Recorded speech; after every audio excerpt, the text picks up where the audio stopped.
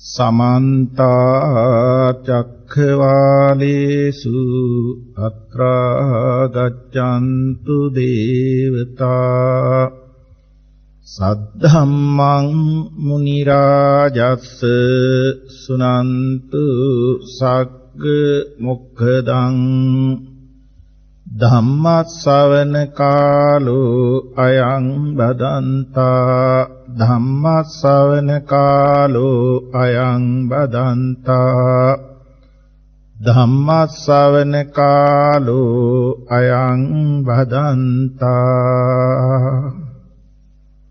නමෝ තස්ස භගවතෝ අරහතෝ සම්මා සම්බුද්දස්ස නමෝ තස්ස භගවතෝ අරහතෝ සම්මා සම්බුද්දස්ස නමෝ තස්ස භගවතෝ අරහතෝ සම්මා සම්බුද්දස්ස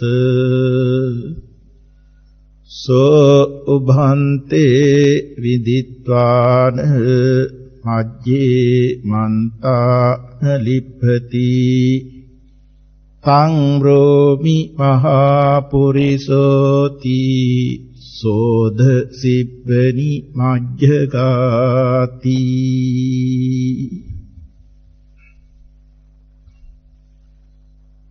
සද්ධා සම්පන්න කාර්මික පින්වත්නි,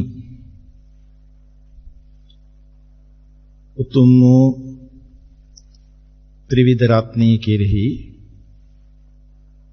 ඊ타මත් සද්ධාවෙන් ගෞරවයෙන් යුක්තව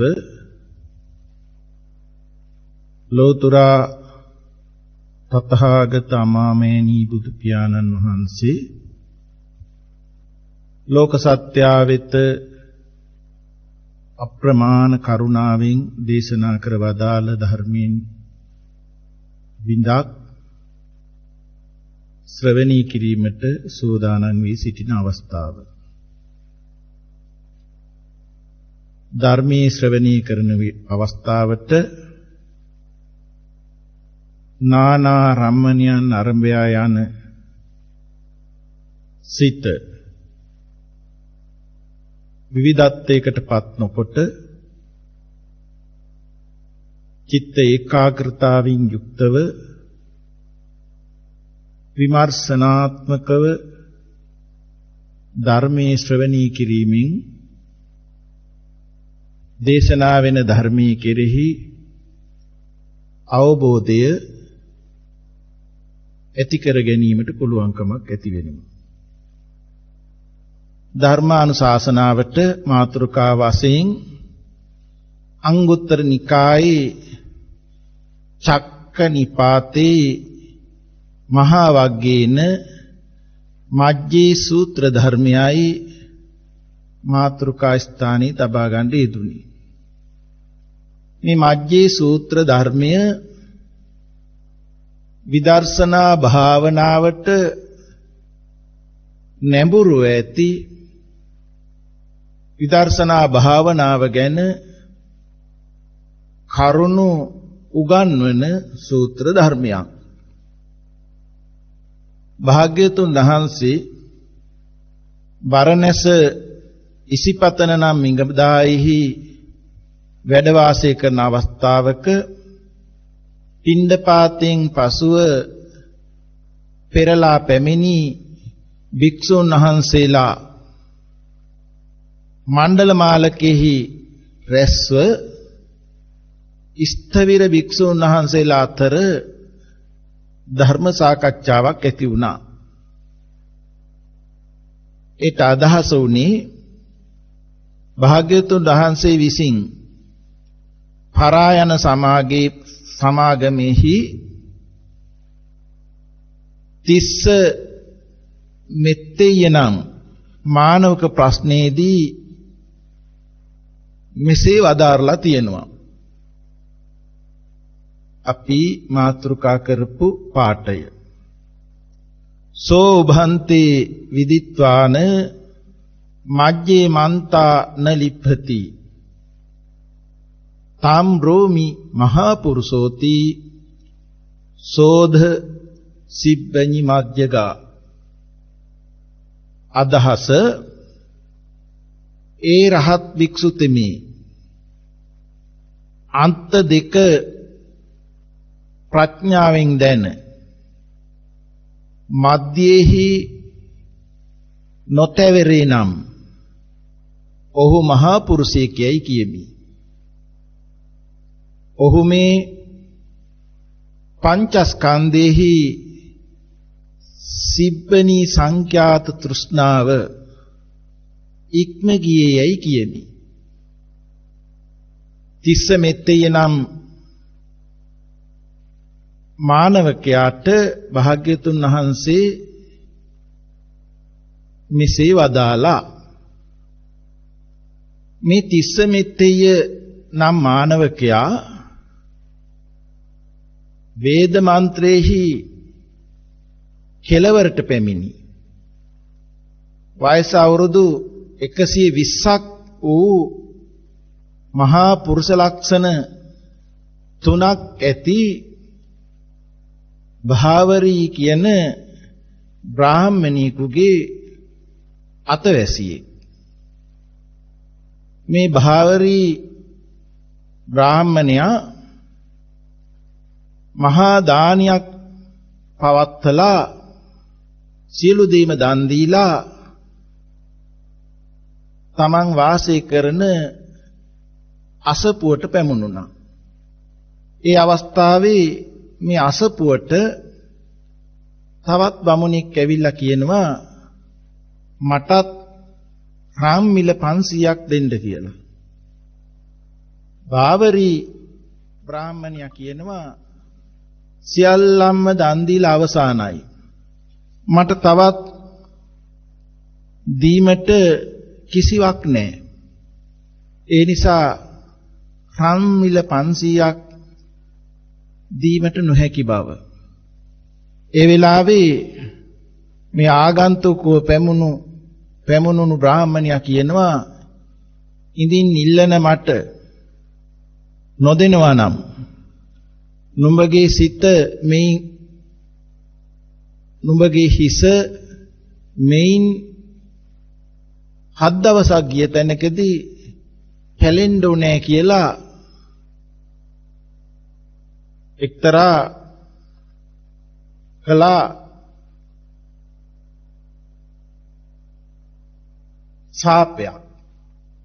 සාප කළා.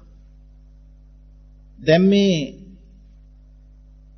භාවරී කියන බ්‍රාහ්මණයා බොහෝම සිත් ඇවුලින් निराहारව තමන්ගේ සිත එකඟ වෙන්නේ නැතුව මේ බ්‍රාහ්මණයා වාසය කරනවා. ඒ වෙලාවේ මේ බ්‍රාහ්මණයා වෙතට දේවතාවෙක් පැමුණුණා.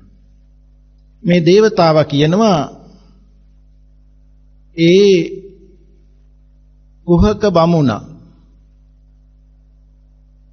හිසන නැත්නම් මුදුන පැලීම ගැන කිසිවක් දන්නේ නැහැ.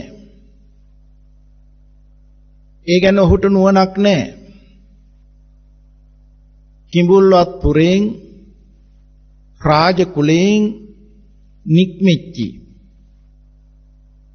ලෝ හෙලි කරන ශාක්‍ය පුත්‍රෙක් වේද බ්‍රාහ්මණිය හේ සම්මා සම්බුද්දයි.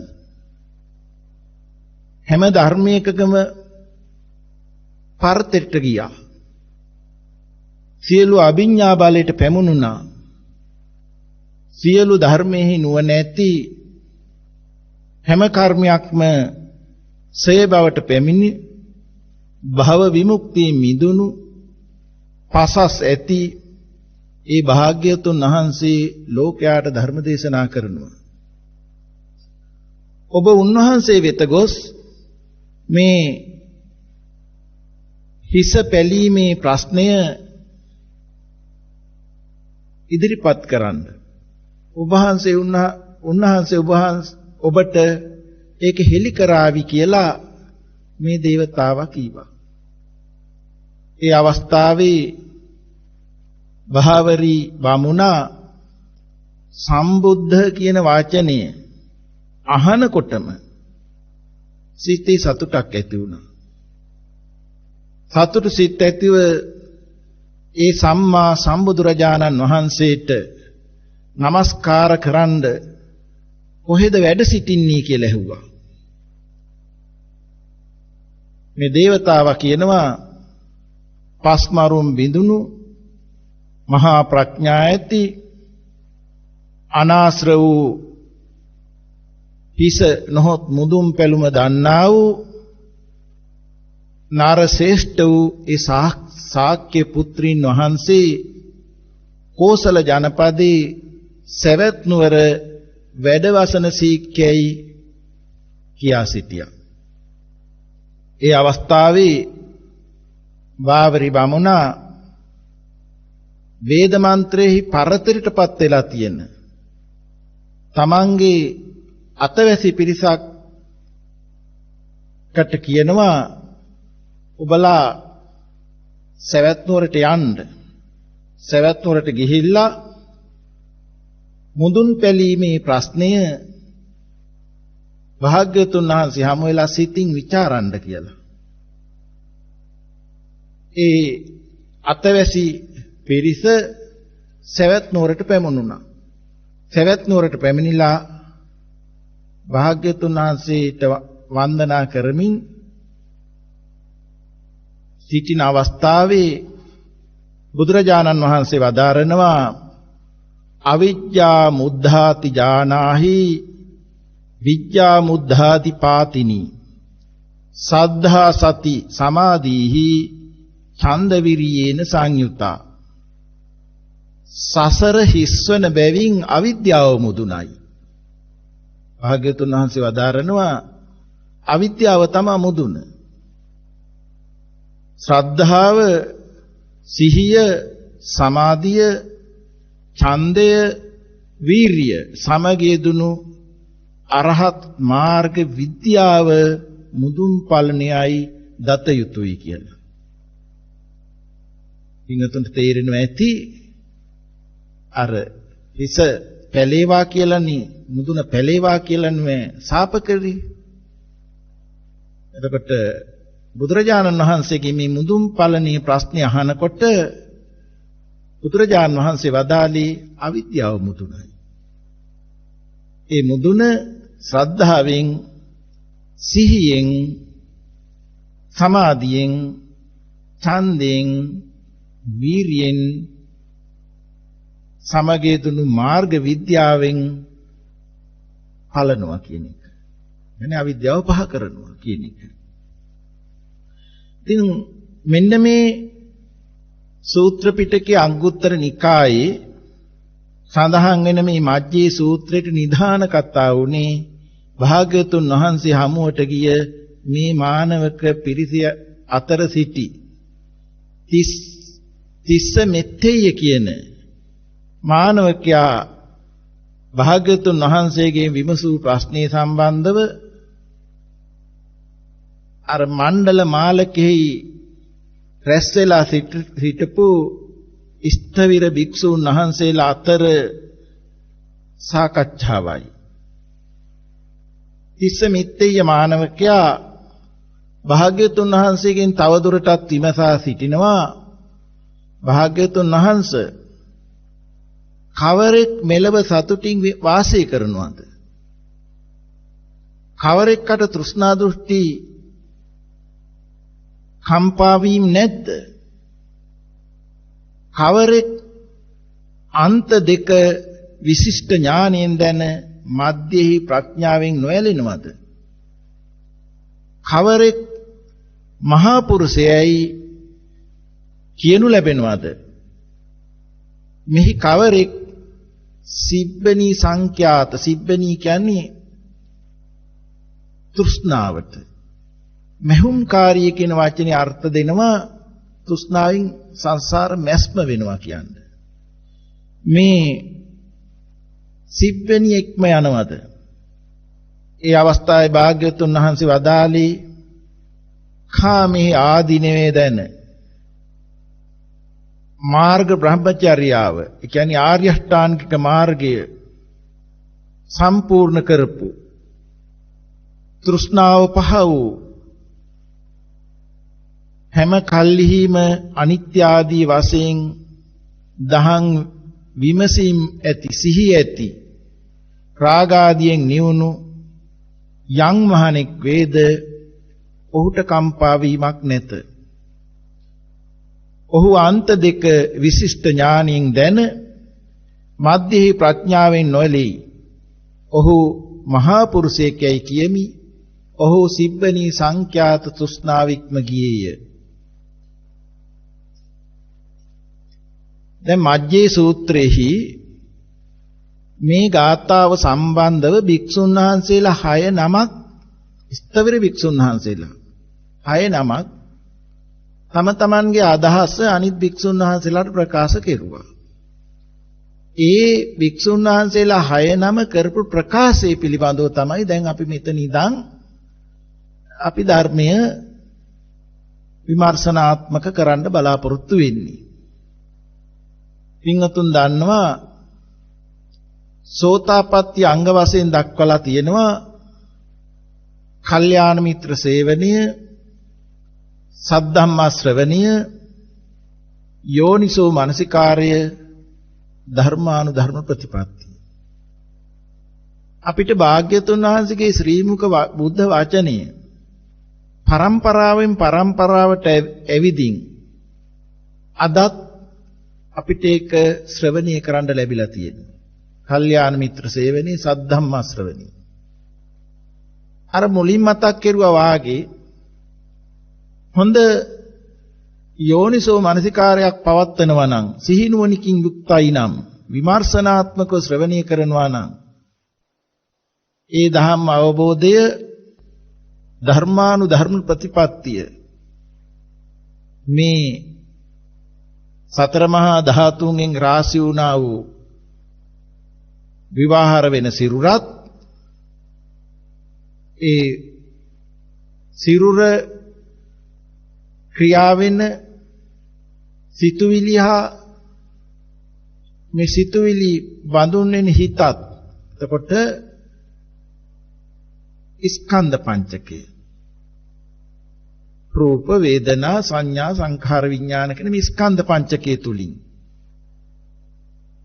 ඒ ධර්මයේ ප්‍රතිපත්තියක් වශයෙන් යෙදෙනවා නම් දැකීමකටපත් වෙනවා නම් අපට පුළුවන්කමක් ඇති වෙනවා දහම් අවබෝධය ලබා ගන්න. ඒ පිළිබඳව අපි මේ භික්ෂුන් වහන්සේලා ඉදිරිපත් කරපු විසඳපු එහිම් ඒ දහම් ගැටලුව කෙරෙහි අපි නුවණ යොදමු.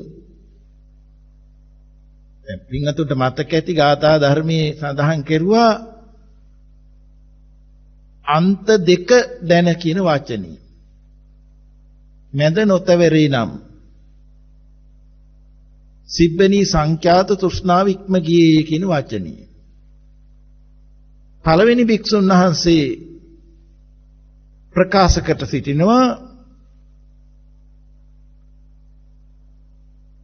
ඛතමෝ නෝකෝ ආවුසෝ කෝ අන්තෝ එවත්නි එක්කාන්තේ කවරේද ඛතමෝ ဒ ුතියෝ අන්තෝ දෙවන අන්තේ කවරේද කිං මජ්ජී මධ්‍ය කවරේද කිං සිබ්බන් කා සිබ්බනී සිබ්බනිය කවරේද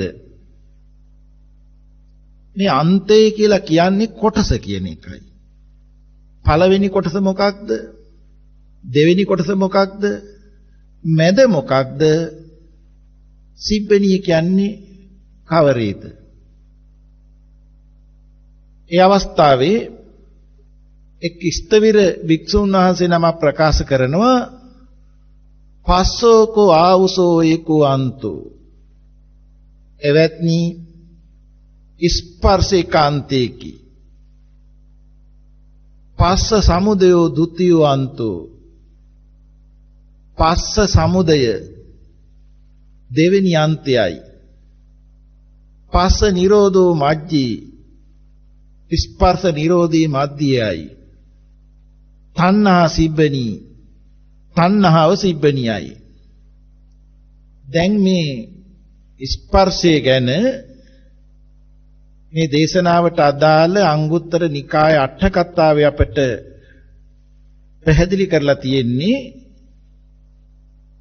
ස්පර්ශයේ එක කොටසක් නැතිනම් ස්පර්ශයේ එක අන්තයක් කියලා කියන්නේ ස්පර්ශයේ වශයෙන් උපන් බැවින් මේ ආත්ම භාවයේ එක් කොටසක් කියන එකයි. මේ ජීවිතේ එක් කොටසක් කියන එකයි. පස්ස සමුදයට ස්පර්ශයට හේතුවට අපිට පෙන්නලා තියෙනවා දෙවෙනි ආත්ම ඒ කියන්නේ මේ ආත්ම භාවයෙන් කළ කර්මයන් හේතු කරගෙන අනාගත ආත්ම භාවයක් දෙවෙනි කොටසක් හට ගන්නවා කියන එකයි. පස්ස නිරෝධී මධ්‍යයි. එතකොට සිබ්බෙනි සංඛ්‍යාත තෘෂ්ණාව දෙකඩ කිරීමේ අර්ථයෙන් මධ්‍යයි. තණ්හාව වූ සිබ්බෙනි නම් වූ මහුංකාරිය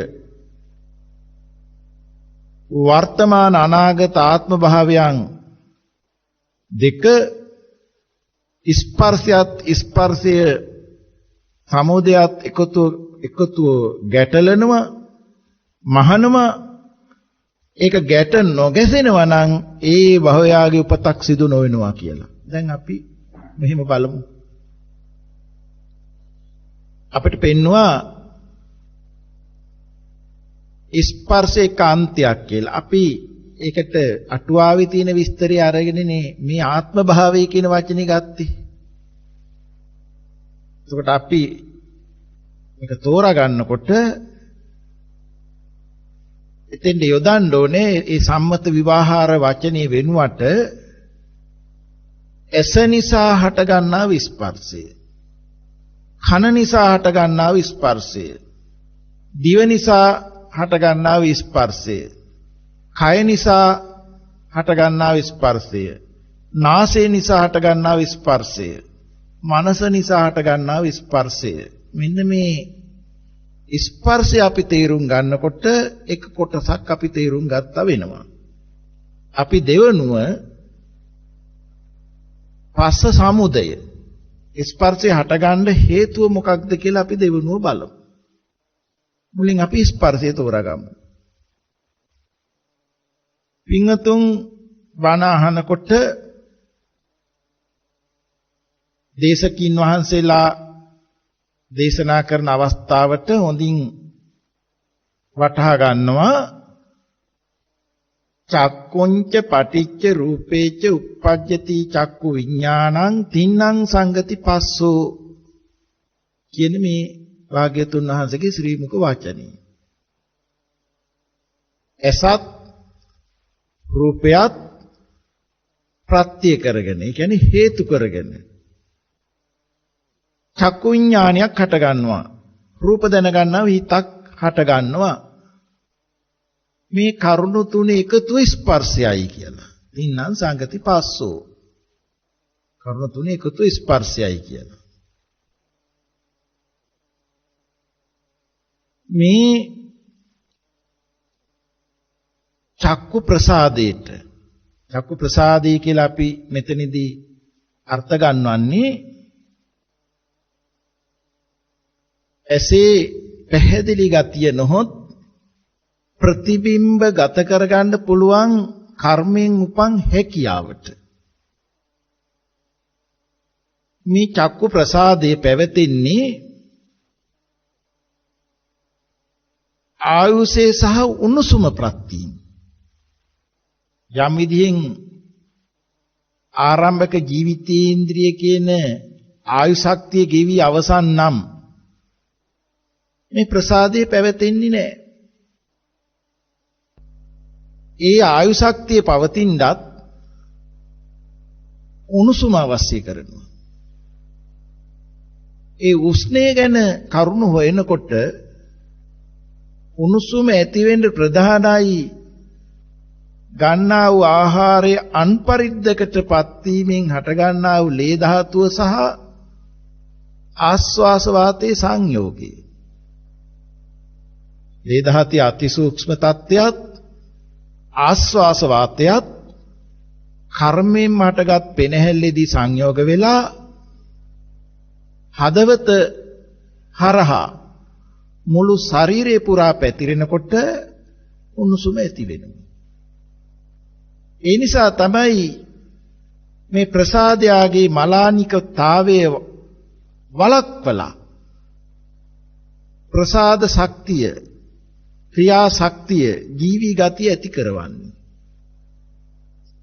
ඒකට චක්කු ප්‍රසාදය කියන එක පින්වතුන් තේරුම් ගන්න මේ විදිහට හේතු ප්‍රත්‍යයෙන් හටගෙන නැසෙන ධර්මයක් කියන එක. චක්කු ප්‍රසාදය කියන වචනේ එතකොට ස්ථීරව තියෙන තැනක් කතා කරන්න නෙමෙයි පැහැදිලි කරන්නේ හේතු යෙදෙනකොට ඇතිව නැති වෙන ස්වභාවයක් කියලා. දැන් එතනදී අපිට දහම් පෙළී පෙන්වී චක්කුංච කියලානේ. චක්කුංච පටිච්ච රූපේච. එතකොට මේකට හමු වෙන්නේ ගෝචර වර්ණ සටහන්.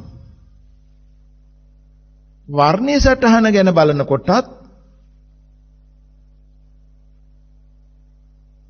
පඨවි ධාතු, ආපෝ ධාතු, තේජෝ ධාතු, වායෝ ධාතු කියන සතර මහා භූතහා ඒ සතර මහා භූතින්ගේ උපාදාය රූප කියන්නේ හටගත් ස්වභාවයක් තමයි ගෝචර වෙන්නේ. ඒ අපට ධර්මයේ පෙන්නලා තියෙනවා මේ රූපේ ගැන අහුත්වා සම්භූතං හුත්වාන භවිස්සති කියන නිවචනේ. පෙර නොතිබීම හටගෙන හටගන්නා වූ ස්වභාවය ඉතිරි නැතුව නිරුද්ධ වෙනවා කියලා. මේ හමු වෙන ඕනෑම ගෝචර රූපයක් තිබිලා නැති වෙනවා නෙමෙයි. සාමාන්‍යයෙන් යමක් ගැන කතා කරනකොට නැතිවීම කතා කරනකොට පෙර තිබුණා පසුව නැති වුණා කියන එක තමයි කතා කරන්නේ. එහෙම නෙමෙයි අපිට මෙතනදී පෙර නොතිබීම හේතු යෙදෙනකොට හටගෙන ඉතිරි නැතුව නිරුද්ධ වෙනවා කියලා අලුතින් සම්මාර්ෂණ ඥානයකට බඳුන් වෙන්න ඕනේ. වර්ණයෝ සටහන කියනකොටම මේ ඇති වර්ණයක් හෝ සටහනක් ගැන නෙමෙයි මේ කියන්නේ. හටගෙන නිරුද්ධ වෙන බවක්. ප්‍රසාද රූපේට එවැනි ගෝචර රූපයක් හමු වෙන්නේ. ප්‍රසාද රූපයත් හටගෙන නිරුද්ධ වෙන බවක් ගෝචරයත් හටගෙන නිරුද්ධ වෙනවා. අතිරේක කාරණයක් තමයි ආලෝකය. මොකද හාත්පසින් අඳුරුයි නම් වර්ණයෝ සටහනේ ඡායාව ප්‍රසාදයකට වැටෙන්න බෑ. ආලෝකයේ අතිරේක උදව්වක් දෙනවා. ආලෝකයත් විදුලි ආලෝකය, පහන් ආලෝකය, සූර්යාලෝකය, ආලෝකය කියන වචනේ අපි කතා කරනකොටත් හටගෙන නිරුද්ධ වෙන ධර්මයක්. ඒ නිසා ප්‍රසාදයත් වර්ණ සටහනත් ආලෝකයත් හටගෙන නිරුද්ධ වෙන අර්ථයෙන් අනිත්‍යයි. යම් ප්‍රතිබිම්බයක් හට ගන්නවා නම් ඒද අනිත්‍යයි. එය කෙනෙක් නොවන නිසා අනාත්මයි.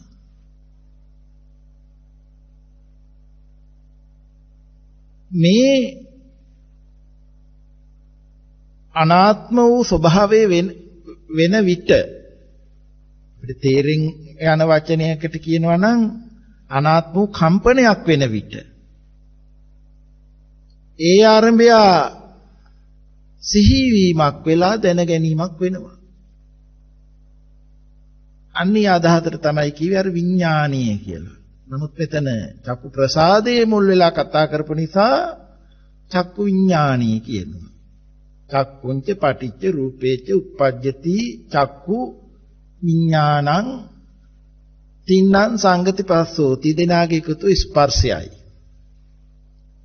දැන් අපිට ප්‍රසාදයයි ගෝචරයයි විඥානයයි කියන කරුණු තුන එකතු කරලත් කරුණු තුන එකතු ස්පර්ශයයි කියලා කතා කරන්න පුළුවන්. අනිත්‍ය අනාත්මය පැහැදිලි වෙනකොට ප්‍රසාද ගෝචරවල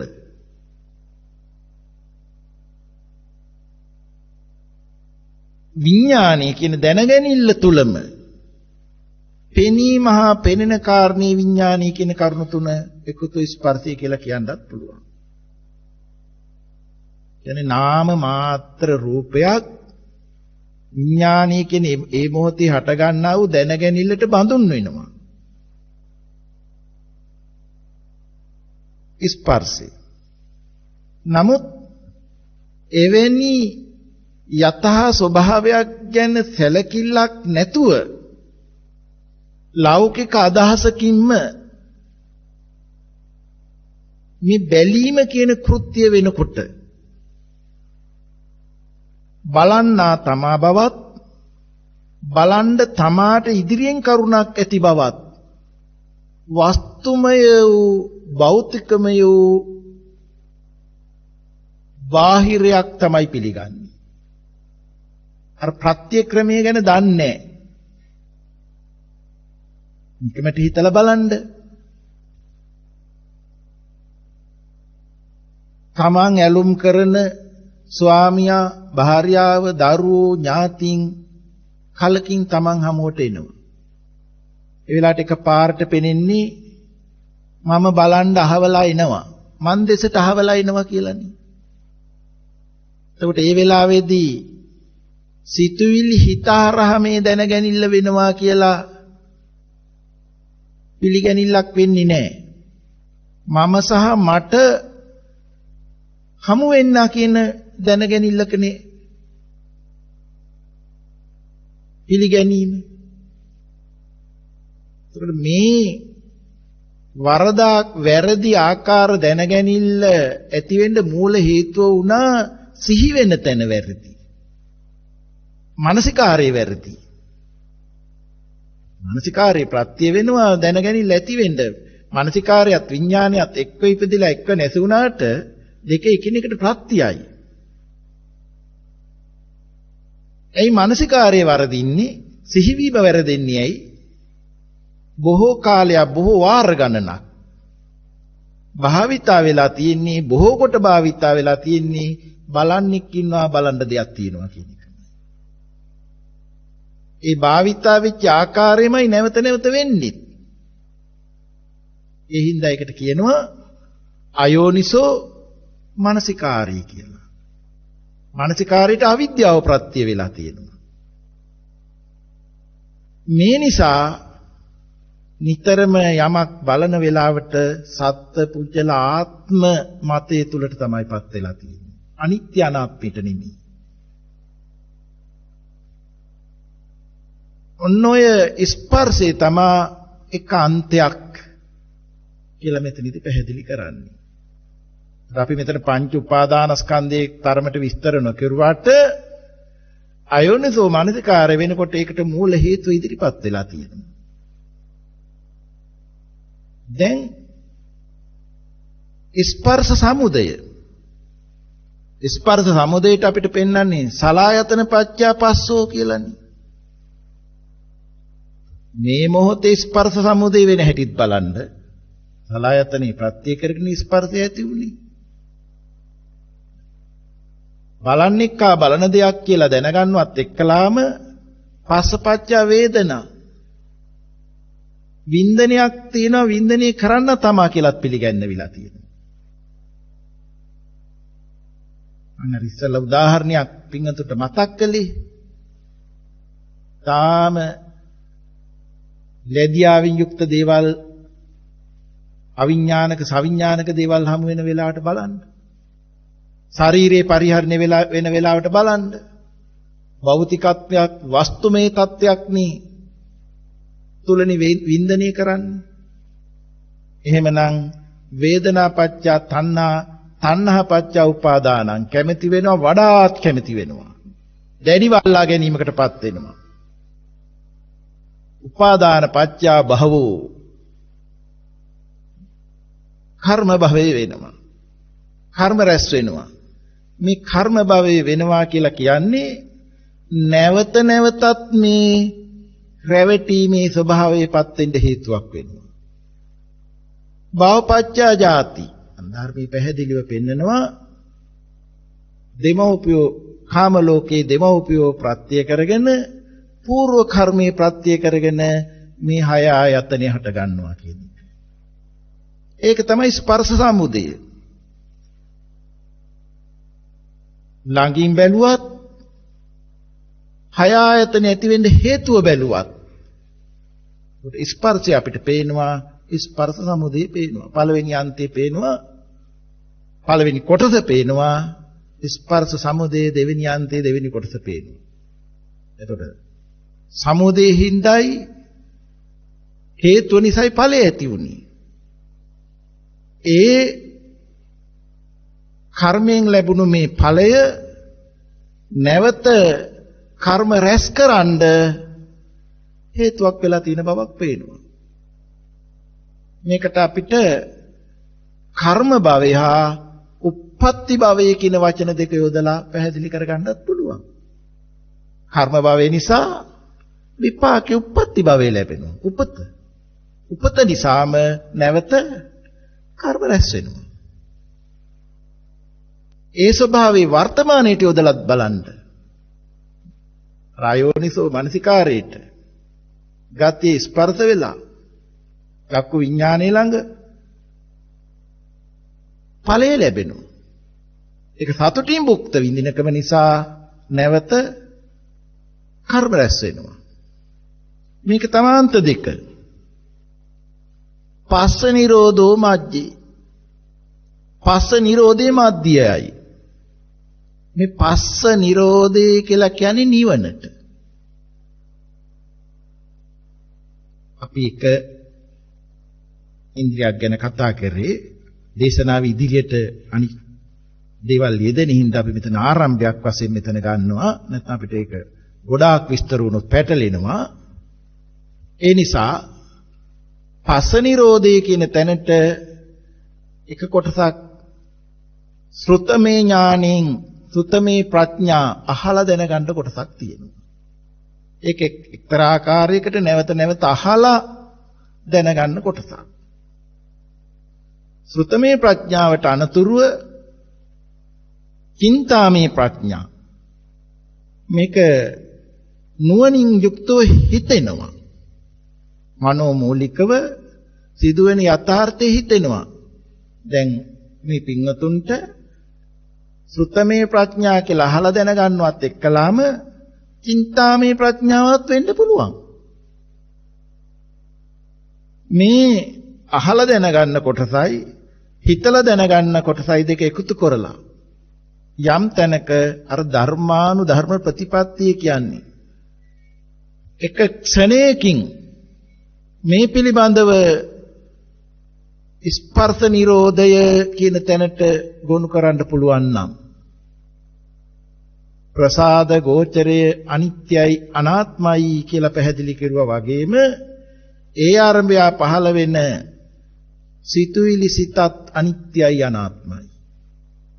අයෝනිසෝ මනසිකාරයට එතන ඉඩක් නැතුව අයෝනිසෝ මනසිකාරී පහවිවි යෝනිසෝ මනසිකාරී ඉදිරිපත් වෙනකොටයි මේ අනිත්‍යයි අනාත්මයි. එතන එතකොට විස්තර නැහැ. ඒකට ඒ සිහිනුවන පිහිටනවා නම් පස්ස නිරෝධය මධ්‍යයි. එපමණකින් බලන්ද අර සිබ්බනී සංඛ්‍යාත තෘෂ්ණාවික්ම ගියා. සිබ්බනී කියන්නේ මහුංකාරියට ගැට ගහනවා තෘෂ්ණාවෙන්. කොහොමද ගැට ගහන්නේ? පස්ස වේදනා තණ්හා උපාදාන භව කර්ම භවය. භවපච්චා ජාති. අපි දෙපැත්තටම කීවා පොතට ගැනත් කීවා මේ වර්තමාන මොහොත ගැනත් කීවා. ඒතර මැස්මක් කරනවා ගැට ගහනවා. පස්ස නිරෝධය දෙනකොට ඒ මැස්ම නොහොත් ඒ ගැට ගැහිම නැතුව යනවා. අපිට අටුවාවේ මේකට උපමාවක් දෙනවා. කෝටි මජ්ජිත උපමාව කියලා. ඒක අදහස කෙලවර මැද අතර කියලා. ලී දෙකක් රැහැනකින් එකට බඳිනවා. ලී දෙකක් බැඳලා තියෙන්නේ. යම් විදියකින් රැහැන කැපුවොත් අර ලී දෙකට පැවැත්මක් නැහැනේ. එකතු වෙන්න බෑ. ඒ වාගේ චක්කු ප්‍රසාදයට ගෝචරේ බැඳිලා නැහැ. ගෝචරය චක්කු ප්‍රසාදයකට බැඳිලා නැහැ. ඒ දේවල් වෙන වෙනම අනිත්‍යයි අනාත්මයි. බැඳලා තියෙන්නේ කොතනින්ද? බොහෝ කාලයක් වරදවා භාවිතා වෙච්ච ආකාරය බොහෝ වාර ගණනාව සිහියට නැගෙනකොට ඇති හැටි නොදක්නා වූ අවිද්‍යාව එකතු වෙලා විඥාණයෙන් දැනගන්නකොට චන්දරාගයේ සමගයි. මේක ප්‍රත්‍යයෙන් ප්‍රත්‍ය වෙනවා. මනෝමූලිකවත් දැන් ප්‍රත්‍ය වෙනවා. යම් විදිහකින් ප්‍රසාද ගෝචරයන් අනිත්‍යයි අනාත්මයි කියලා අවබෝධ වෙනකොට අර බැම්ම කැඩිලා යනවා. රැහෙන කැඩිලා යනවා. එතකොට මැද තෘෂ්ණාවෙන් නොතැරවීම මෙන්න මේ ආකාරයෙන් දත යුතුයි කියලා පෙන්නනවා. එහිම චතුරාර්ය සත්‍ය මනාව දනී කියනවා. ස්පර්ශය දෙයක් කෙනෙකුට එකතු වෙලා ගිය පැත්ත පංච උපාදානස්කන්ධය දුකයි. මේ හැම වෙහෙසක්ම දුකක්ම පවත්තන්නේ කායික වශයෙන් පවත්තන්නේ මානසික වශයෙන් බාරගන්නේ නැවත නැවත දුකටපත් වෙන්න හේතුව වෙන්නේ උපාදානයට එකතු වෙන. උපාදානස්කන්ධයට එකතු වෙන. දුකයි. එහිම දුකට හේතුවයි. නැවත නැවත උපාදානස්කන්ධයක් පහළ වෙන්න හේතුවක් වෙනවා. පස්ස නිරෝධය නිවනයි. එයින්ම සම්මාදිට්ඨිය ඇති වෙලා මාර්ගාංග ඉදිරිපසු නැතුව මාර්ගක්ෂණේ පිහිටීම මාර්ගාරි සත්‍යයි. එතකොට දුක්ඛාරි සත්‍ය දුක පිරිසිඳ දත යුතුයි. කිමිදිලා දත යුතුයි. සමුදය පහ කළ යුතුයි. නිරෝධය සාත්විය යුතුයි. මාර්ගේ භාවිතා විය යුතුයි. එකසනෙහි ප්‍රතිවේද විය යුතුයි. මෙතකින්ම නුවණින් වටහා ගත යුතු අවබෝධ කට යුතු ධර්මයයි. ඒකට කියනවා අභිඤ්ඤය කියන වචනේ මේ සූත්‍ර ධර්මයේ පෙන්නලා තියෙනවා. විශිෂ්ට ඥාණයෙන් දත යුතු චතුරාර්ය සත්‍ය ධර්මයයි. පරිඤ්ඤය කියන වචනේ මේ සූත්‍ර ධර්මයේ පෙන්නලා තියෙනවා. අභිඤ්ඤය මනාකොට දන්නේ. පරිඤ්ඤය පිරිසිඳ දන්නේ. මේ ජීවිතේදීම වට්ට දුක්ඛේ කෙලවර කරන්නේය. ක්ලේශ කම්ම විපාක වට්ට දුක්ඛේ කෙලවර කරන්නේය. එතකොට වට්ට දුක්ඛේ කෙලවර කිරීම තියෙන්නේ මේ ආයතන හරහේ කෙරෙහි තියෙන පස්ස නිරෝධය පිළිබඳවයි. මේ පින්වතුන්ට එතකොට අදහසක් ඇති වෙන්න පුළුවන්. එතකොට හතර ඉරියව්වේ යෙදෙන කාය කම්මේ වචී කම්මේ ඒ කර්ම ඇති වෙන්නේ ස්පර්ශ මූලික කොටමයි. පස්ස නිරෝධයේ සිහිනුවන යෙදෙනකොට අර කර්ම කියන ක්‍රියා චේතනා ඇති වුණත් ඒවත් කරන්නා කියන ආත්මී භාවයෙන් මිදෙනවා. ඒවත් ක්‍රියාසිත බවට පත් වෙනවා. ඒ දේවලුත් හේතුඵල නිරෝධය අනුව පැවතිලා තියෙන්නේ. ඒ නිසා වට්ට දුක්ඛේ කෙලවර කරන්නේය. මේ තමයි මේ භික්ෂුන් වහන්සේ පැහැදිලි කරපු අදහස. තවත් භික්ෂුන් වහන්සේ නමක් ස්ථවිර භික්ෂුන් වහන්සේලා කියලා මෙතන කියන්නේ. භික්ෂුන් වහන්සේ නමක් පෙන්නනවා අතීතං කෝ ආවුසෝ ඒකෝ අන්තෝ. එවත්නි අතීතාත්ම භාවේ කාන්තේකි. එතකොට දැන් සාමාන්‍යයෙන් අපි විවාහාරයට කියන්නේ අතීතාත්ම භාවය කියනකොට පෙර ජීවිතය කියන වචනේනේ. අනාගතං ဒ ුතියෝ අන්තෝ. අනාගතාත්ම භාවයේ දෙවෙනි අන්තයයි. මතු ජීවිතය කියලා අපි කියන්නේ. ඉස්සෙල්ලා තියෙන අදහස ඉස්සෙල්ලා බලමු. එලෙහි අපිට පෙන්නලා තියෙන සිංහල අනුවාදය. පච්චුප්පන්නාද මජ්ජේ ප්‍රත්‍යুৎපන්නාත්ම භාවය මධ්‍යයි. කියන්නේ මේ මොහොත. තණ්හා සිබ්බනි, තණ්හාව සිබ්බනියයි. තණ්හාහි නං සිබ්බති තස්ස තස්සේව භවස්ස අබිනිබ්බත්‍ය. තණ්හාවම ඒ භවයාගේ ඉපැත්ම සඳහා වන්නේය. අතීත අනාගත පච්චුප්පන්න ඛණ්ඩ ස්කන්ධයි. එතකොට වෙන්නන්නේ නැවත නැවත පැවැත්ම වන්නේය. එත්තහවතාකෝ ආවුසෝ භික්ඛු අභිඤ්ඤයං අභිජානාති. එවත්නි මෙතකින් මහන විශිෂ්ට ඥානියෙන් දැන ගැනීම කෙරෙහි. පරිඤ්ඤයං පරිජානාති. පිරිසිඳ දැනීම කෙරෙහි. විශිෂ්ට කොට දන්නේ, මනා කොට දන්නේ මේ ජීවිතයේදීම දුක් කෙලවර කෙරෙහි. ඒක තමයි අපිට පෙන්නලා තියෙන දහම් පෙළ. දැන් අපි බලමු. අතීතංකෝ ආවුසෝ ඒකෝ අන්තෝ. එවත්නි අතීතාත්ම භාව ඒකාන්තයයි කියලා පෙන්වන්නේ. අපි අදහස් අරගෙන මේ අතීතාත්ම භාවය කියන එක අපි අපේ ප්‍රඥාවට ගෝචර වෙන විදිහට අපි තෝරා ගන්නකොට අපිට උදව්වක් දීලා තියෙනවා බුද්ධක නිකායේ පටිසම්භිදා මග්ග ප්‍රකරණී.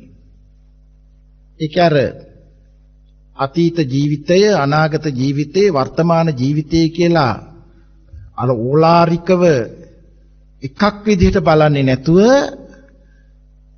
පටිච්ච සමුප්පාදේ ප්‍රත්‍යක්‍රමයට 20 ආකාරයකට බෙදලා අපට පෙන්නනවා. ඕලාරික භාවය පහ කරලා මේ අතීත අනාගත වර්තමාන කියන ස්වභාවය ප්‍රත්‍යක්‍රමෙන් තේරුම් ගන්න පුළුවන් ආකාරයක්.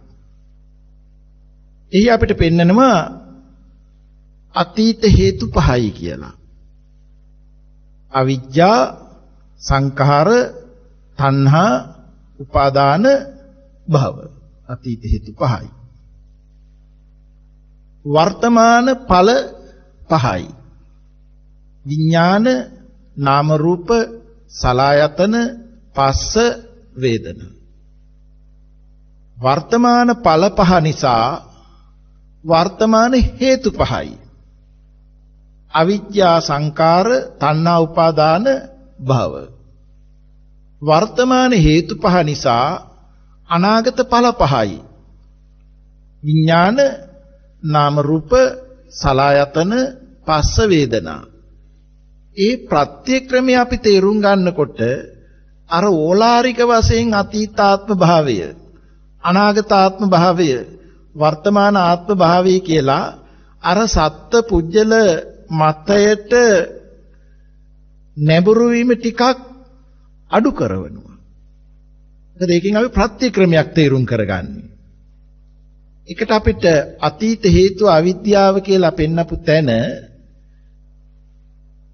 පෙන්නලා තියෙන්නේ పూర్ව කර්ම භවයේ කරන කරහිලි මෝහය අවිද්‍යාවයි කියලා. කියන්නේ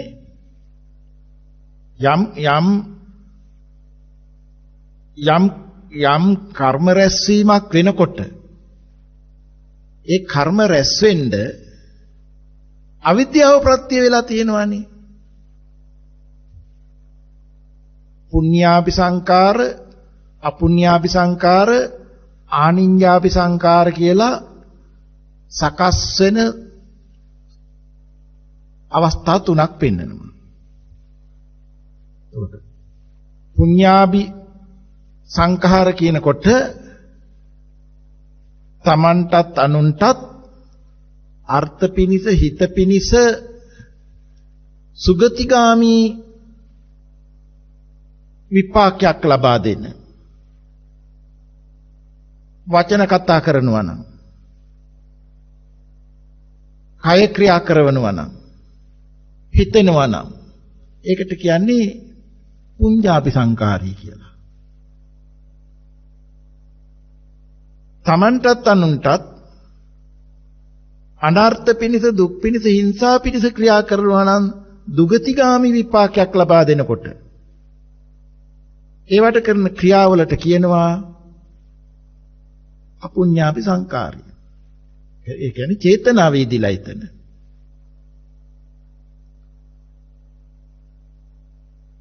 පුඤ්ඤාපි සංකාරයේම අවස්ථාවක් තමයි රූපාවචර ධානයත්.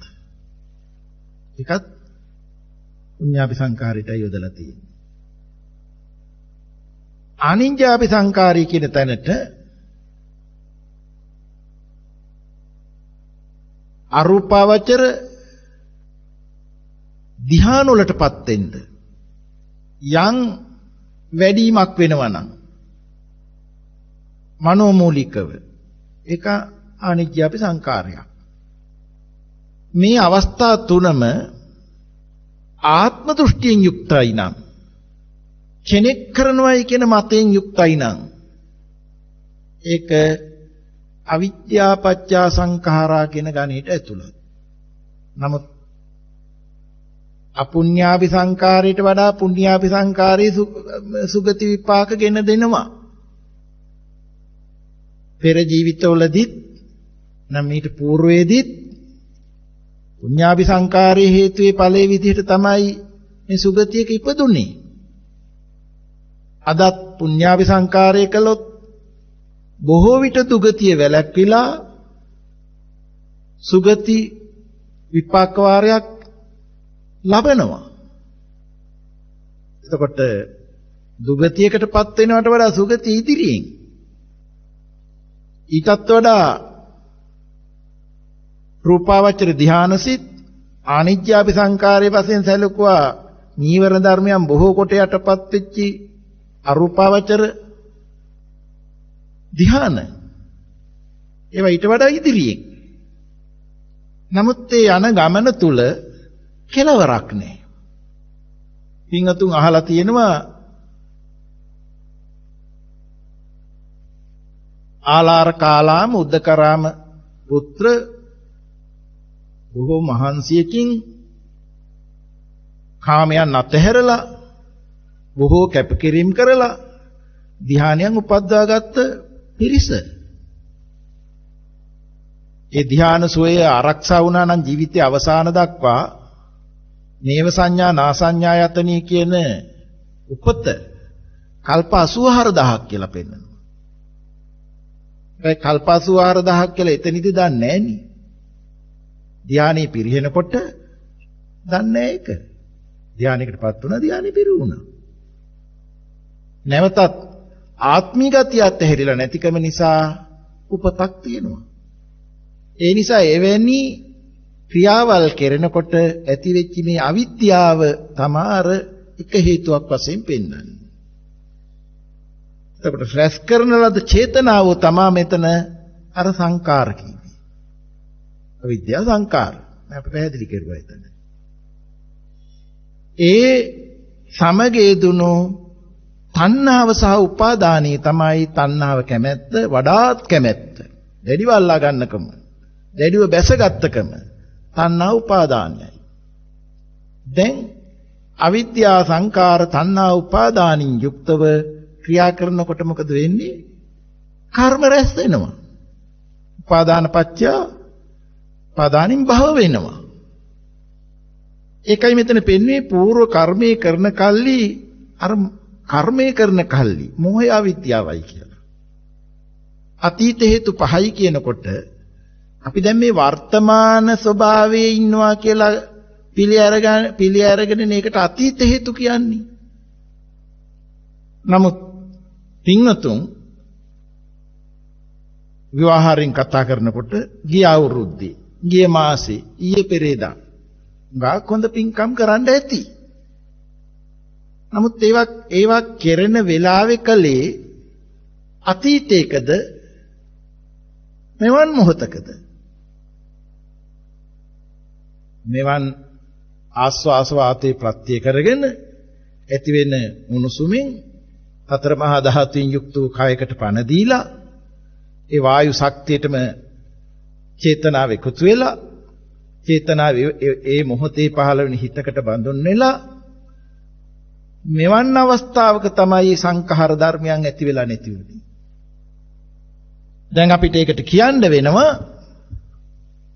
වර්තමානයේ ඉන්නවයි කියලා පිළිඅරගෙන කතා කරනකොට ඒකට කියන්න ඕනේ අතීත හේතුව කියලා. නමුත් අතීතයේ කියලා ක්‍රියා වුණේ මෙවන් වර්තමානයේක ඇතිව නැති වෙන බව හේතුඵල නිරෝධය චතුරාර්ය සත්‍ය නොදක්නාකම නේද එතකොට අතීත හේතුව කියන්නේ. කොයි තරම් දුරට බැලුවත් නොදැක්කකමට අපිට කියන්න වෙනවා අතීත හේතුව කියලා. එතකොට දැන් අර අපි මුලින් කියවනේ ආත්ම භාව කතාවක්. ඒකේ තියෙන ඕලාරිකකම ටිකක් කැපුණා නේද අතීත හේතුව දිහා බලනකොට. අතීත හේතුව කියන්නේ මෙවන් මොහතක වෙන වර්තමානයේ වෙන වැරදීමට ඊළඟට කියනවා අතීත හේතුව කියලා. හොඳට පැහැදිලි කරගන්න. අනිත් බොහොම පහසුයි. එතකොට වර්තමාන ඵල පහයි. විඥාන නාම රූප සලආයතන පස්ස වේදනා. ඒ අපිට පෙන්වන්නේ දහම් පෙළේ වර්තමාන භාවයේ ප්‍රතිසන්දි විඥානේ. රූප අරූප ධර්මයන් බැස ගන්නා වූ නාම රූපය. ඉන්ද්‍රිය ශක්තිය සහිත සලආයතනෙ. අරමුණු ස්පර්ශ කෙරෙමින් උපන් ස්පර්ශයේ වින්දනය කරන වේදනාව. මේ ධර්මයෝ පස වර්තමාන විපාකයයි. ඒ పూర్ව කර්මෙන් පවති. අපි මුලදී කතා කළා ජීවිතයක් අතහැරෙනකොට කයත් හටගන්න නැසෙන කයත් අතහැරි. රූපේ ආයු ශක්තිය අවසන් වෙනකොට උණුසුම ශක්තිය හිඳෙනකොට හටගන්නා වූ සිතුවිලි සහ සිතුවිලි දැනගන්නා වූ හිතත් නිරුද්ධ වේ. ඒක දහම් පෙළේ පැහැදිලිව පෙන්නලා තියෙනවා ආයුෂයත් උස්නයත් විඥානියත් පහවි යනකොට මේ සිරුර මේ කෘමි ගණයාට බත්ත හොවි කියන වචනේ. සිරුරක් එතකොට කතා කරන්න බෑ. කන් පරිද්දකටපත් වුණා. එතකොට මෙතනදී අතීත හේතුව කීවි.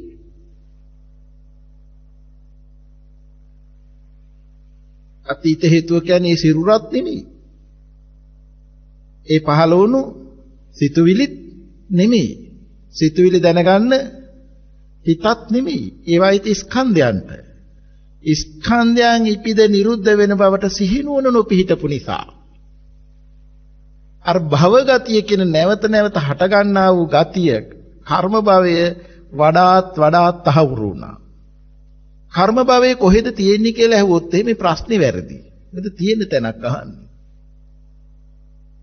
මේ කියන්නේ ප්‍රත්‍යක්‍රමයක්. හේතු නිසා ඵල ඇති වෙනවා. ඵල නිරෝධය නොදක්නාකම නිසා හේතු ඇති වෙනවා. නැසෙන ඉපදෙන රූප ධර්මෝ ඒට ප්‍රත්‍ය වෙලා තියෙනවා. ඒ නිසා කාම ලෝකයේ දෙමෝපියෝ ප්‍රත්‍යයෙන් పూర్ව කර්ම භාවයේ ප්‍රත්‍යයෙන් ප්‍රතිසන්දි විඥානේ හට ගන්නවා. අන්න එතන තමයි වර්තමාන ඵලය කියන එකට අපිට මේ පෙළේ දීලා තියෙන්නේ. වර්තමාන ඵලයේ ආරම්භය. විඥානි. ඒ විඥාණයට බඳුන්නුණු සිතුවිලි තමා නාම රූපය. ඒ නාම රූප කියන වචනයත් එක පැත්තකට කතා කරන්න එක පැත්තකට සතර මහා භූත එතන රූප කියන්න වෙනවා. ඊළඟ විඥාණයට බඳුන්නුණු සිතුවිලි නාම කියන්න වෙනවා. තවදුරටත් කතා කරනකොට නාම ධර්මයේම රූප ධර්මයක් කොට පිළි අරගෙන විඥානීය දැනගන්නවනේ. හැබැයි සතර මහා ධාතු ප්‍රත්‍ය වෙලා තියෙනවා.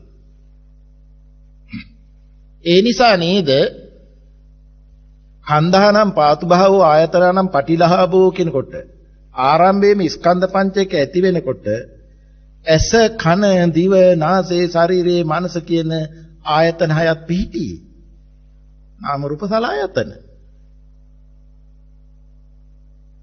මව කුසක ගත වෙන කාලය තුල නම් මව කුසේදීමත් මේ මනි ඉන්ද්‍රිය වැඩ කරනවා පූර්ව භව ගතිය වලට අනුව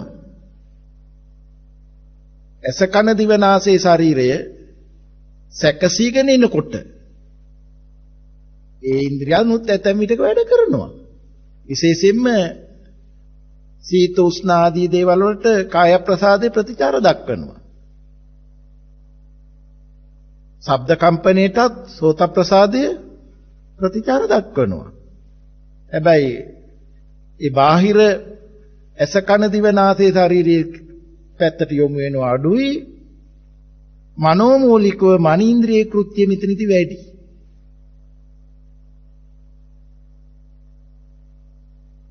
මව් කුසෙන් බිහි වෙලා අම්මගේ සම්බන්ධය අත්හැරුණාට පස්සේ ප්‍රස්වාස වෙනවා ආස්වාස වෙනවා මලානික වෙන්න ගිය මේ ප්‍රසාදයන් ප්‍රකෘතිතාවයට එනවා එතකොට බලන්න කුඩා කාලේ ඇහැට රූප කන්ට ශබ්ද නාසයට ගන්ධ දිවට රස කයට හැපෙන දේවල් හැපුණට ඒ මොහොතට මේක කර්මයෙන් හටගත් කමක් නිසා යම් විඳීමක් දැනගැනීමක් වෙනවා අර ස්පර්ශ කියන ස්වභාවය ඇති වෙනවා මේ රූපයත් සිතුවිලි හිත තුලත් ඒක කර්මයෙන් සැකසීලා ආපු සිද්ධියක් නමුත් ඒක රැඳෙන්නේ නැහැ අල්ලා ගන්න තත්ත්වයක් නැහැ කුඩා වයසේ කුඩා දරුවා බර නින්දට මනීන්ද්‍රිය කෘත්‍යයට ඒක වඩාත් විස්තර වෙලා තියෙනවා සමන මණ්ඩිකා සූත්‍රයේ මම මේ විස්තරෙ මෙතෙන්ද ගන්නේ කුඩා කාලේ කෙලසුන්ගෙන් අඩු ස්වභාවයක් බාහිර වශයෙන් පැවතිච්ච බව. නමුත් මනෝමූලිකව ඒ ක්ලේශයන්ගේ සංග්‍රහය නොවුණා කියන්නේ නැහැ. එහෙම අපිට කියන්න බැරි එහෙනම් කුඩා කාලේ ආයු කර්ම විපාකානුකූලව ආයු ගෙවුනොත් එහෙම ଜ୍‍යොතිෂිතට අනුව ප්‍රතිසන්දියක් තියෙනවා මනෝමූලිකව මේ ගති සංග්‍රහ වෙන නිසා ඒකයි වෙනසක් නැහැ. නමුත් බාහිර වශයෙන් අපිට පේනවා අක්කාය දිට්ඨිය කියන මමත්වයේ තරම් බර නැති බව. කුඩා දරුවෙක් අනුකරණය වෙන වයසට එනකොට අවුරුදු 2 3දී උනත් විදේශයකට ගිහිල්ලා හදා වඩා ගත්තොත් අර භාවිතා වෙච්ච දේවල් ඔක්කොම හැලෙනවා මතක නැහැ. ඒ නිසා දෙමව්පියන්ගෙන් අනුකරණයක් කරගන්නවා. ආහාර ටිකක් ලබා ගන්න හැටි, ශරීරය පිරිසුදු කරගන්න හැටි, බාහිර දේවල් දැන හඳුනා ගන්න නම් ඇඳුමක් අයින් කරලා ඇඳුමක් අඳින හැටි මේ දේවල් අනුකරණයේ නොලැබුණා නම් භාෂා උච්චාරණය මේ දේවල් නොලැබුණා නම් తాවකාලික ජීවිතේවත් ගත කරන්න විදිහක් නැහැ. මොකද වැය වෙන ශක්තිය චේතනාව හරහා අලුත් වෙන ආහාර ලබා දෙනවා කියන්නේ. ඒක අනුකරණීය පිළිවෙල ඕනේ. නමුත් මෙතන අනුකරණීයම නෙමෙයි වැරදුනේ. අනුකරණය වෙනකොට අර මනීන්ද්‍රියට සංග්‍රහ වෙවි තිබුණු ගතිය මේ අනුකරණයටත් එකතු වෙන්න පටන් ගන්නවා. එතකොට විඥාන නාම රූප සලආයතන පස්ස වේදනා කියන කොටසට මොකද වුනේ? අවිද්‍යා සංකාර තණ්හා උපාදාන භව කියලා නැවත කර්ම රැස් වුණා. අර මුලින් පටන් ගත්තේ අපි අවිද්‍යා සංකාර තණ්හා උපාදාන භව කියලානේ. ඒ සිද්ධිය අපි කියවනේ අතීතයක වුණා කීවට මෙවැනි මොහතක වැරදීම කියලා. ඒ වැරදීම දැන් මේ වුණා. දැනුත් වෙනවා ඒ වැරදීම. නිසා නැවත නැවතත් වෙන්නේ මොකද්ද? කර්ම භවය නිසා උප්පත්ති භවය විඥාන නාම රූප සලආයතන පස්ස වේදනා. අතීත හේතු වර්තමාන ඵල නිරෝධේ නොදක්නාකම නිසා වර්තමාන හේතු නිසා අනාගත ඵල කියලා බෙදලා කතා කළාට මේ સિદ્ધාන්තය මොකද්ද? වර්තමාන ඵල නිරෝධය නුවණැසකින් නොදක්නාකම. වර්තමාන ඵල නිරෝධේ නොදක්නාකමට අපිට ඊළඟට කියන්න වෙනවා අතීත හේතු කියලා. අනාගතේ නූපන්. ඒ නිසා පච්චුප්පන්නාත් මජ්ජී. මේ අපි වර්තමානී කියන්නේ සිංහල වචනයක් නේ. අපිට දේශනාවේ පෙන්නලා තියෙන වර්තමානයේ වචනය පච්චුප්පන්න කියන වචනේ. පච්චුප්පන්න කියන්නේ ප්‍රත්‍යයෙන් උප්පන්න. එතන මේ හැම මොහොතක්ම ප්‍රත්‍යයෙන් හටගෙන නිරුද්ධ වෙන ධර්මයක්.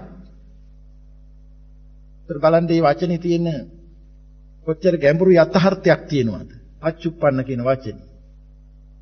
ඒකේ මේ මොහොත ස්ථීරව තියෙනවා කියලා අපට උගන්වලා නැහැ.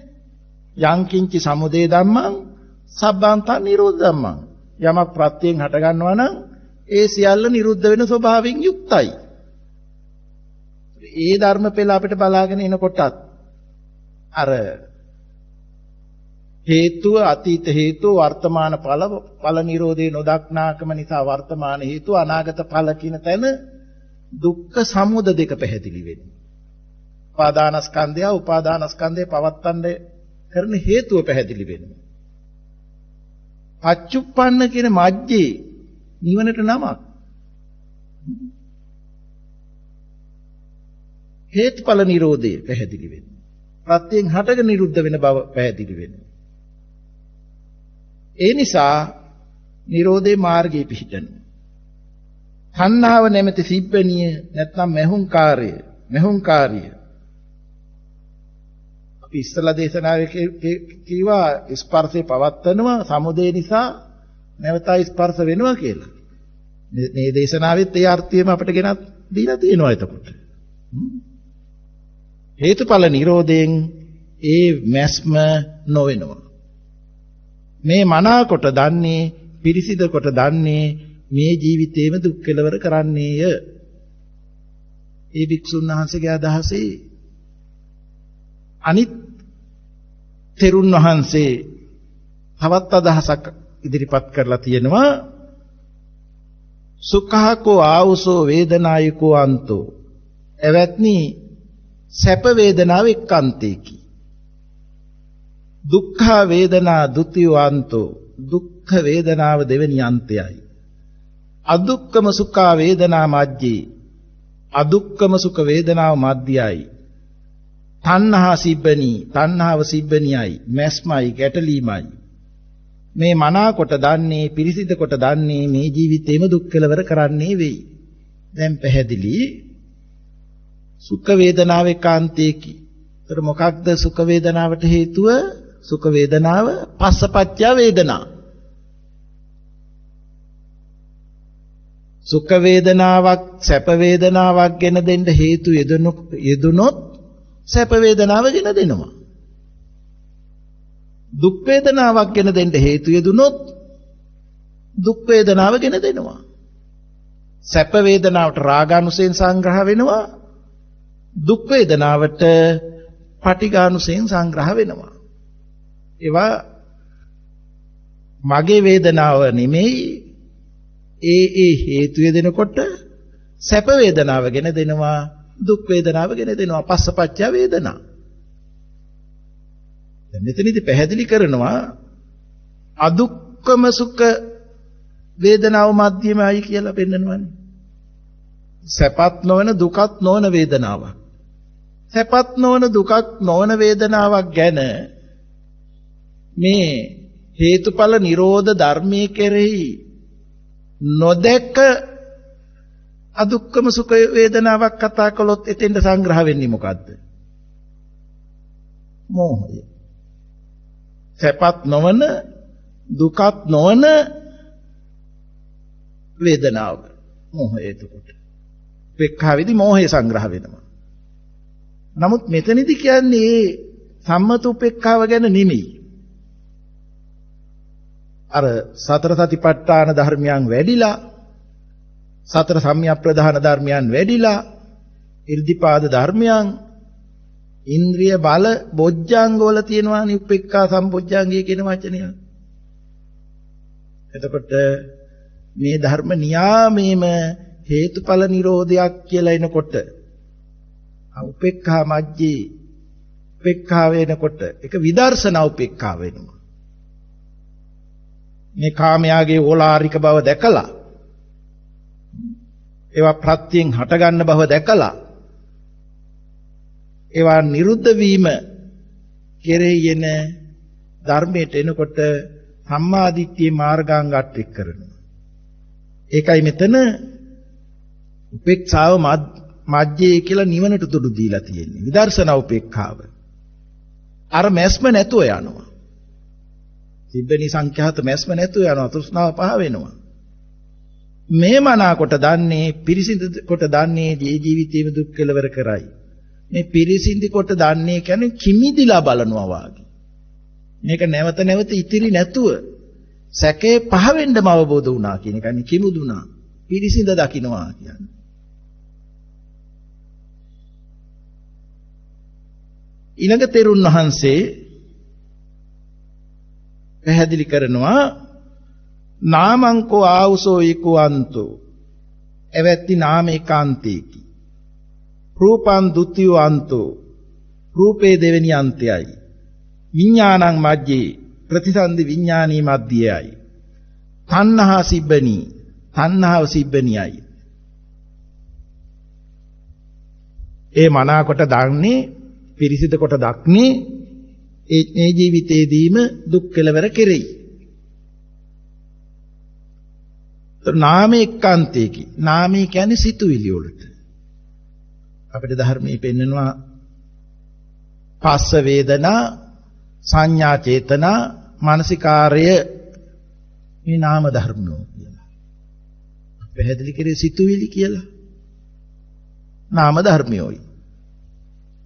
රූපේකාන්තේකි.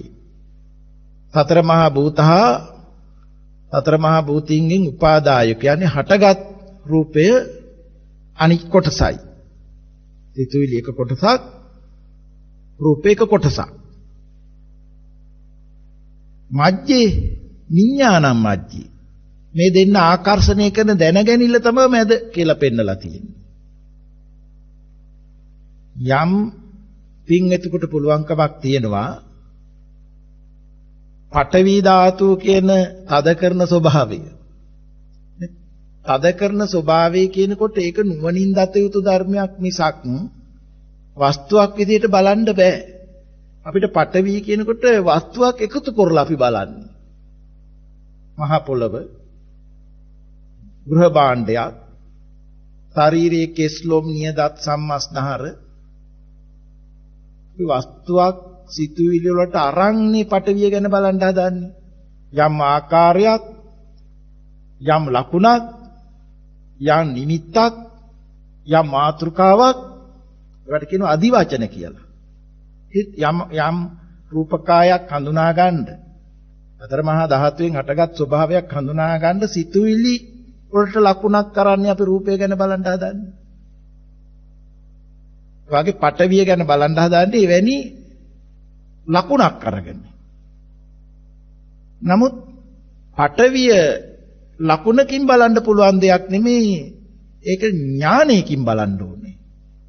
තද කරන ස්වභාවය කියන එක. සාමාන්‍යයෙන් අපි විවහාර කරනවා උදාහරණයක් විදිහට මහ පොළොවට පටවිය කියලා. ඇඟිලි තුඩු දෙකක් අරගෙන පිබල හැරියොත් එහෙම පෙනෙන්නේ නැහැ. නොපෙනෙනවා. නමුත් අංශුවෙනුත් එහාට තද කරන ස්වභාවය. ස්වභාවය එකතු වෙනකොට ඝනතාවයට එනකොට පොළව කියලා ලකුණක් විදිහට සිතුවිලි හිත හරහා දැන ගන්නවා. එහෙමනම් අර ස්වභාවයේ කියන තද ගතියත් ඇතිව නැති වෙන්නක් නේ. අද ප්‍රත්‍යයෙන් හටගත්ත දෙයක් ස්ථිරව තියෙන්න බෑ. ආපෝ කියලා අපි වතුර කියලා උදාහරණ කොට කතා කරනවා. වතුර වාෂ්ප වෙනකොට අපිට වතුර පේන්නේ නැහනේ. මාළේට එනකොට. නමුත් ඊටත් එහා බලන්න එතකොට තද කරන කැටි කරන ස්වභාවයක් දෙන බලයක්. බලය අපිට නුවණින් වටහා ගන්නවා විනා ලකුණකින් වටහා ගන්න බෑ. තේජෝ දවන ස්වභාවය. පහන් දැල්ලකට ඇඟිල්ල ගෙනියනකොට පහන් දැල්ල ළඟටම යන්න ඕනේ ඇඟිල්ලට රස්නේ වදින්න. ඒතර අර පහන් දැල්ලේ ආලෝකයේ පැතිරිච්ච පුරාවට තාපේ පැතිරිලානේ. දවන ගතිය. තේජෝ. වායෝ අපි හුළඟ කියනවා. හුළඟ දැකලා තියෙනවද? හුළඟට එකතු වෙලා තියෙන පඨවි ආපෝ තේජෝ කියන තුන එකතු කරලා හුළඟින් කරන වැඩ ගැනයි ඔය කතා කරන්නේ. කොලාතු ඇඹරෙනවා, කොළරොඩු හුළඟ යනවා. ඒ කෙරෙන වැඩ. හුළඟ කියන එක බලයක්.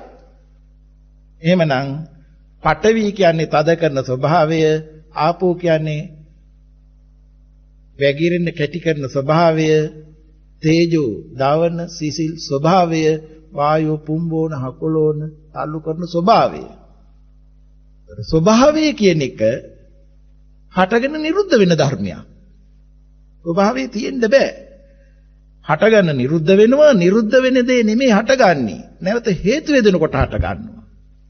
හටගෙන නිරුද්ධ වෙන්නේම නව ආකාරයක් ඇති කරන්න හේතුවක් එදලයි. හේතුව නිසා හටගන්න දේත් නිරුද්ධ වෙනවා. ඒතකොට හතර මහා ධාතුයෙන් හටගෙන නිරුද්ධ වෙන දේ පහු වෙලා නැහැ.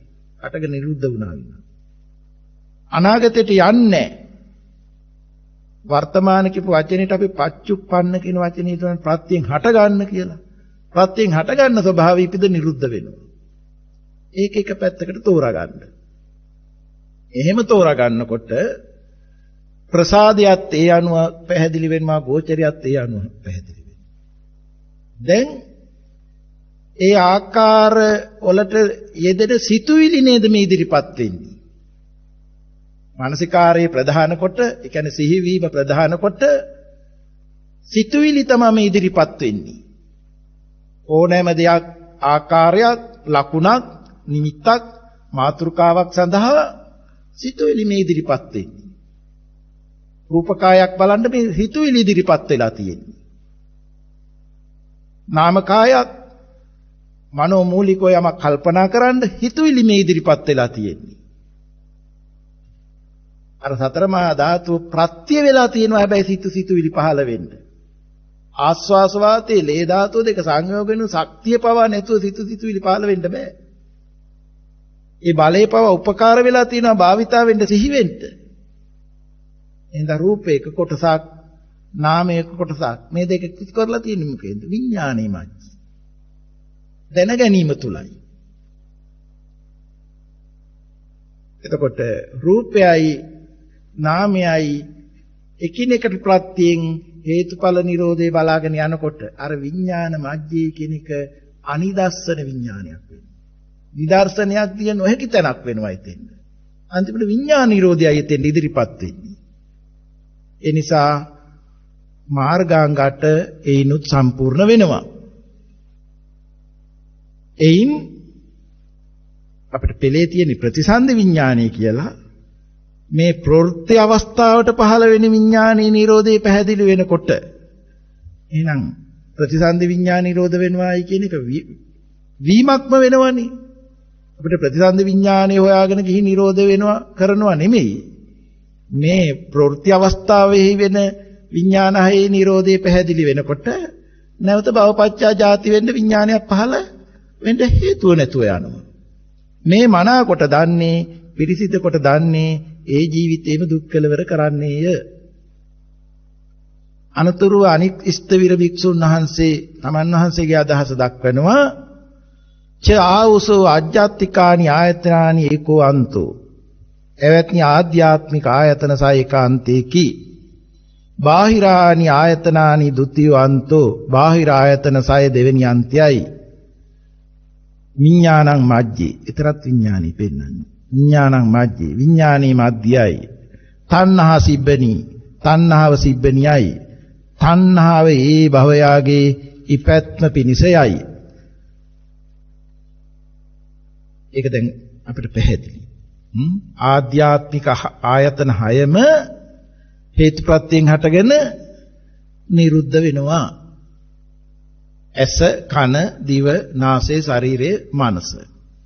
ගෝචර වෙන රූප, ශබ්ද, ගන්ධ, රස, පොට්ටබ්බ මනසට ධම්ම ප්‍රත්‍යයෙන් හටගෙන නිරුද්ධ වෙනවා. ඒ ආධ්‍යාත්මික ආයතන බාහිර ආයතන ගැටලන්නේ විඥානය ළඟ.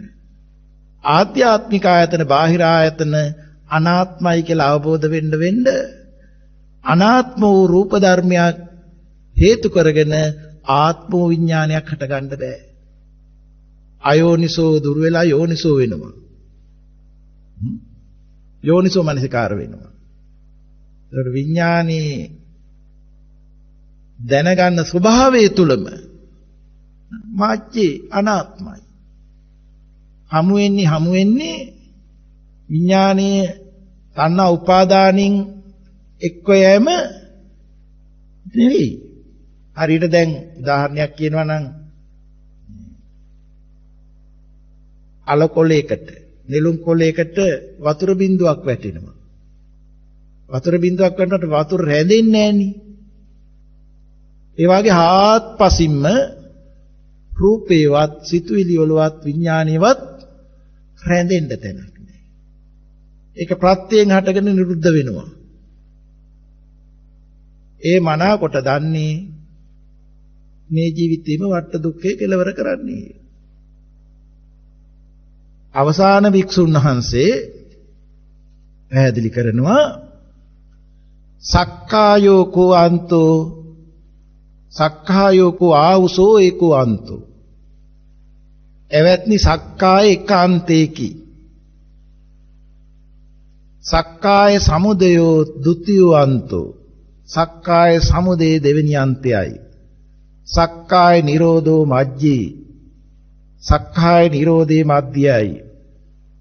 තණ්හා සිබ්බනි තණ්හාව සිබ්බනියයි. දැන් බලමු පළවෙනි අන්තය පළවෙනි කොටස සක්කාය. දෙවෙනි කොටස සක්කාය සමුදය සක්කාය ඇති වෙන්න හේතුව. සක්කාය නිරෝධය මධ්‍යයයි. තණ්හාව සිබ්බනියයි. සක්කාය කියන වචනේ අපිට දේශනාවේ පෙන්නනවා සංයුක්ත නිකායේ සක්කාය සූත්‍රය. මහණෙනි සක්කාය කවරේද? වාග්යතුන් වහන්සේ වදාරනවා.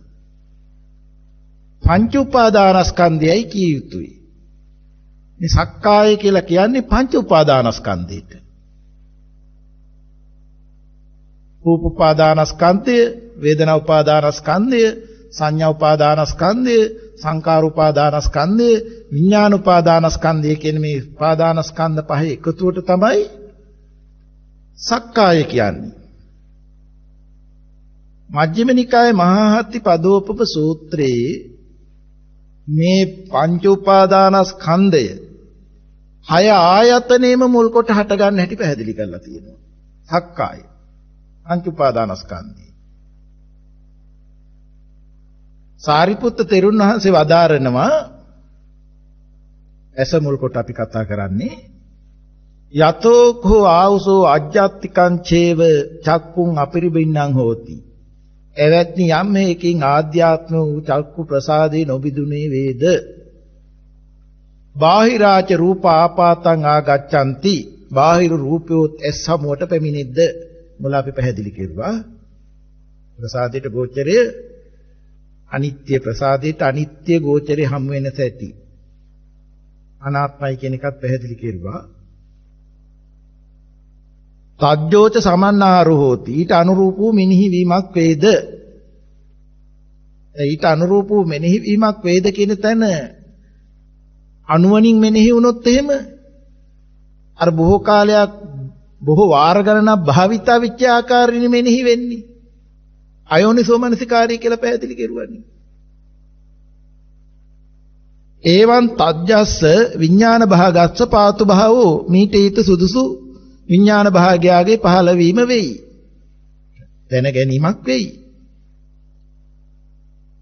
ඒ චක්කු විඥානයේ සමග වූ ඒ විඥානිට විශේෂ වූ කියන්නේ දැන ගැනීමට බඳුන්නු යන් රූපයක් වේදේ රූප උපාදානස්කන්ධය ඇතුළත් බවට යයි. අපිට එකපාරට හිතෙන්න පුළුවන් මේ චක්කු ප්‍රසාදයට ගෝචර වෙච්ච රූපේ කියලා. නමුත් ප්‍රසාදයට ගෝචර වෙච්ච රූපය ප්‍රසාදයේ දන්නේ ගෝචරයක් හමු වෙනවා කියලා. ගෝචරය දන්නේ නැහැ ප්‍රසාදයකට හමු වෙනවා කියලා. ආලෝකය දන්නේ ඒ දෙන්න එකතු වෙනවා කියලා. එතන අනිත්‍යයි අනාත්මයි. නමුත් මේ ආත්මී ස්වභාවයක් දෙන්නේ අල්ලාගන්න උපාදාන ස්වභාවයක් දෙන්නේ මානසිකාරය වැරදිනවා. භාවිතා වෙච්ච ආකාරයෙම අවිද්‍යාව එකතුව සිහි වෙනවා. ඒ එකතුව සිහි වෙනකොට විඥානීය කියලා දැනගැනීම විඥානීය කියන දැනගැනීමට බඳුන් වෙන්නේ වස්තුමය ස්වභාවයක් කියලායි පිළිගන්න වෙන්නේ. ආන්ගේ විඥාන විශේෂ වූ කියලා මෙතන පෙන්නලා තියෙන්නේ. විඥාන විශේෂ වූ යම් රූපයක් වේද ඒක රූප උපාදානස්කන්ධය තුලත් බවට යයි. ඒතකොට රූප උපාදානස්කන්ධය කියන එක කොටසක් වෙන්ව පෙන්වන්න බෑ. ප්‍රසාදය ගැන පැහැදිලි කරලා, ගෝචරය ගැන පැහැදිලි කරලා, මානසිකාරය ගැන පැහැදිලි වෙලා, මානසිකාරය අයෝනිසෝ වෙන්නේ ඇයි කියලා පැහැදිලි වෙලා. ඒ දේවල් එකතු කරගෙන ආපු දෘෂ්ටිමය දැනගැනිල්ලක් තමයි මේ රූප උපාදානස්කන්ධය කියලා කියන්නේ. අපි ඇස මුල් කරගෙන කතා කරපු හින්දා මෙතන චක්කු විඥානයේ ගැනයි විඥාණයට විශේෂ කිව් එකයි අපි කිව්වේ. දැන් එතන පස්සපච්චා වේදනා වේදනාපච්චා තණ්හා මුල වැරදි. මුල වැරදි හින්දා වේදනාවත් ස්ථීරව තියනවා විඳින්නෙකුත් ඉන්නවා කියලාමයි පිළිගන්න වෙන්නේ. ඒ නිසා හැබැයි මේ වේදනාවටත් විශේෂ වෙලා තියෙන්නේ බඳුන් වෙලා තියෙන අර විඥානිය තුලමයි. ඒ විඥානීය සමගෝ යම් වේදනාවක් වේද ඒ වේදන උපාදානස්කන්ධය තුලත් බවට යයි. ඊළඟට සංඥාව කියන්නේ හැඳිනීම. සංඥාව හැඳිනීමක් කියවට ඒ වෙලාවේදී හඳුනන්නේ දෙයක් කෙනෙක් විදිහට. ඒතකොට එහෙනම් සංඥාවත් උපාදානස්කන්ධය තුලත් බවට යනවා. ඒ විඥානයේ සමගෝ යම් සංඥාවක් වේද ඒ සංයුපාදානස්කන්ධය තුලත් බවට යයි. සංඛාරය කියලා කියන්නේ ඒ සමග යම් චේතනාවල සකස් වීම. ඒතර විඥානයත් එක්කමයි. ඒ විඥානයේ සමගෝ යම් චේතනා සංකාරෝ වේද ඒ සංකාර උපාදානස්කන්ධය තුලත් බවට යයි. ඒක ධර්මයේ පැහැදිලිව පෙන්නනවා ස්පර්ශේ තමා වේදනාවටත් සංඥාවටත් සංකාරයටත් හේතු වෙලා තියෙන්නේ කියලා. ස්පර්ශේ වෙච්ච තැන වැරදි. වරදව ස්පර්ශ කෙරුවොත් අයෝනිසෝ මනසිකාරය එනම් වේදනාව සංඥාව සංකාරයත් උපාදානස්කන්ධය තුලත් බවට යනවා. එබඳු යම් විඥානයක් වේද එතකොට අර බඳුන් වෙලා තියෙන විඥානය. ඒ විඥාණයටත් නම ලැබෙනවා. ඒ කියන්නේ දැන් අපි මෙතන චක්කු විඥානය කියලා කිව්වේ. ඒ විඥානීය විඥාන උපාදානස්කන්ධය ඇතුළත් බවට යයි. මෙසේ මේ පස්කාකාර උපාදානස්කන්ධ එක්රැස් වීම පච්චුපාදානස්කන්ධය කියන්නේ සක්කායයි. මොකද තමයි සක්කාය. චක්කු ප්‍රසාදේ මුල් වෙලා සක්කාය වෙනවා. සෝත ප්‍රසාදේ මුල් වෙලා සක්කාය වෙනවා. ගහන ප්‍රසාදේ මුල් වෙලා සක්කාය වෙනවා. ජීවා ප්‍රසාදේ මුල් වෙලා සක්කාය වෙනවා. කාය ප්‍රසාදේ මුල් වෙලා සක්කාය වෙනවා. සක්කාය සමුදය. සක්කාය සමුදය කවරේද? යායන් තණ්හා පෝනෝ භවිකා නන්දි රාග සහගතා తත්‍ර తත්‍රහාපි නන්දනී සේයති දං කාම තණ්හා භව තණ්හා විභව තණ්හා අයං උච්චති භික්ඛවේ සක්කාය සමුදයෝ. පුනර්භවය කරන නන්දි රාග සහගත වූ නන්දිය කියන්නේ සතුට. සතුටෙහි ඇලෙන ඒතන ඇලීම ඇති කරන යම් මේ තණ්හාවක් වේද එනම් කාම තණ්හාව, භව තණ්හාව, විභව තණ්හාව මේ සක්කාය සමුදයයි.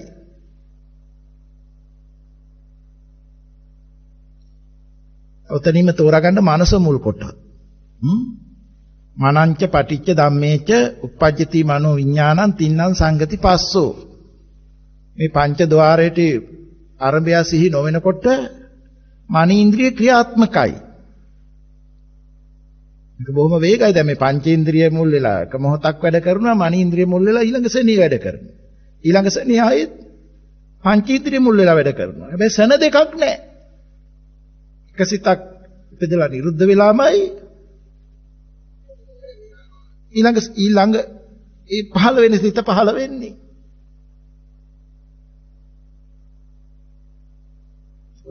මනස කියන්නේ භාවිතා වෙන සිහි වෙන කෘත්‍ය හටගත්තේ කර්මෙන්. ඒකට ප්‍රත්‍ය වෙලා තියෙනවා රූප ධර්මය. පැහැදිලිව බලා ගන්න පුළුවන් විදිහ තමයි මේ ආස්වාස වාතයේ ලේ ධාතුව සංවේගන උණුසුම බලයේ ප්‍රත්‍ය වෙලා තියෙනවා. මානසික කෘත්‍යයට ධම්මේච කීවේ අර භාවිතා වෙච්ච හේතු සිහියට නැගෙනවා. මනෝ විඥානං කියන්නේ සිහියට නැගෙන හේතු දැනගැනිල්ලකට බඳුන් වෙනවා. විඥානීය කියලා කියන්නේ තියෙන දෙයක් නෙමෙයි. ඒ මොහොතේම පහළ වෙනවා. ඒක ධර්මයේ පැහැදිලිව පෙන්නනවා. මහා අත්තිපදෝපම සූත්‍රයේ යතෝච කෝ ආවුසෝ අජ්ජත්තිකං චේව මනෝ අපරිබින්නං හෝති. මනස බිඳිලා නැතුව වෙන්න ඕනේ. ආවුසේ උස්නේ අඩු වුණොත් ඒ මනස බිඳෙනවා. මානසික කෘත්‍ය කර්මෙන් හටගත් මානසික කෘත්‍ය වෙන්න ඕනේ, බිඳිලා තියෙන්න බෑ. ඒතර මේකට අපිට මෙතන පේනවා මේ මනස කියන ඉන්ද්‍රිය තියෙන ධර්මයක් නෙමෙයි, පැවැත්වෙන ස්වභාවයක්. එවත්නි යම් මේකින් ආධ්‍යාත්මික වූ මනස නොබිදුනේ වෙද්ද බාහිරාච ධම්මා ආපාතං ආගච්ඡanti. බාහිර ධර්මියොත් මනස හමුවට පැමිණෙද්ද කියන හේතු සිහියට නැගෙනවා.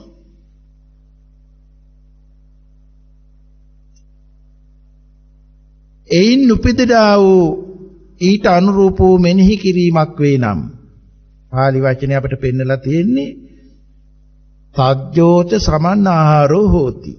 එයින් උපදිනා වූ ඊට අනුරූප වූ මෙනෙහි වීමක් වේද මනස ළඟ නුවණ යොදන්න.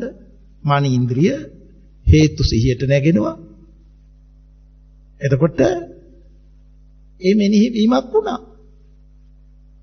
ඒවන් තජ්ජස්ස විඥාන භාගස්ස පාතු භාව හෝති. මෙසේ ඊට අනුරූප වූ විඥාන භාගයාගේ පහළ වීම වෙයි.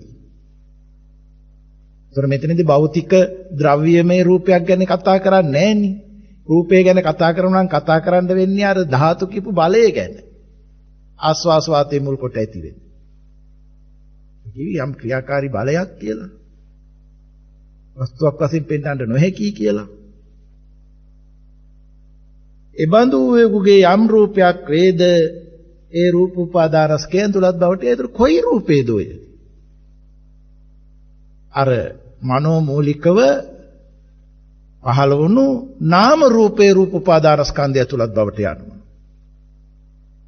භෞතික ශක්තිය ප්‍රත්‍ය වෙලා තියෙනවා. එකත් නොසලකා හරින්න බෑ එතන. එබඳු වූගේ යම් වේදනාවක් වේද සංඥාවක් වේද සංකාරයක් වේද ඒ වේදනා උපාදානස්කන්ධේ සංඥා උපාදානස්කන්ධේ සංකාර උපාදානස්කන්ධේ බවට යයි. මනසත් ධර්මයක් විඥානයත් තුන එකතු වෙනකොට පස්සපච්චා වේදනා, පස්සපච්චා සංඥා, පස්සපච්චා සංකාර. ඒ දේවල් වලටත් කෙනෙක් කොට පිළිගැනිල්ලක් වෙනවා. එබඳු වූගේ යම් විඥානයක් වේදේ විඥාන උපාදානස්කන්ධේ බවට යයි. අර අනෝ විඥානි.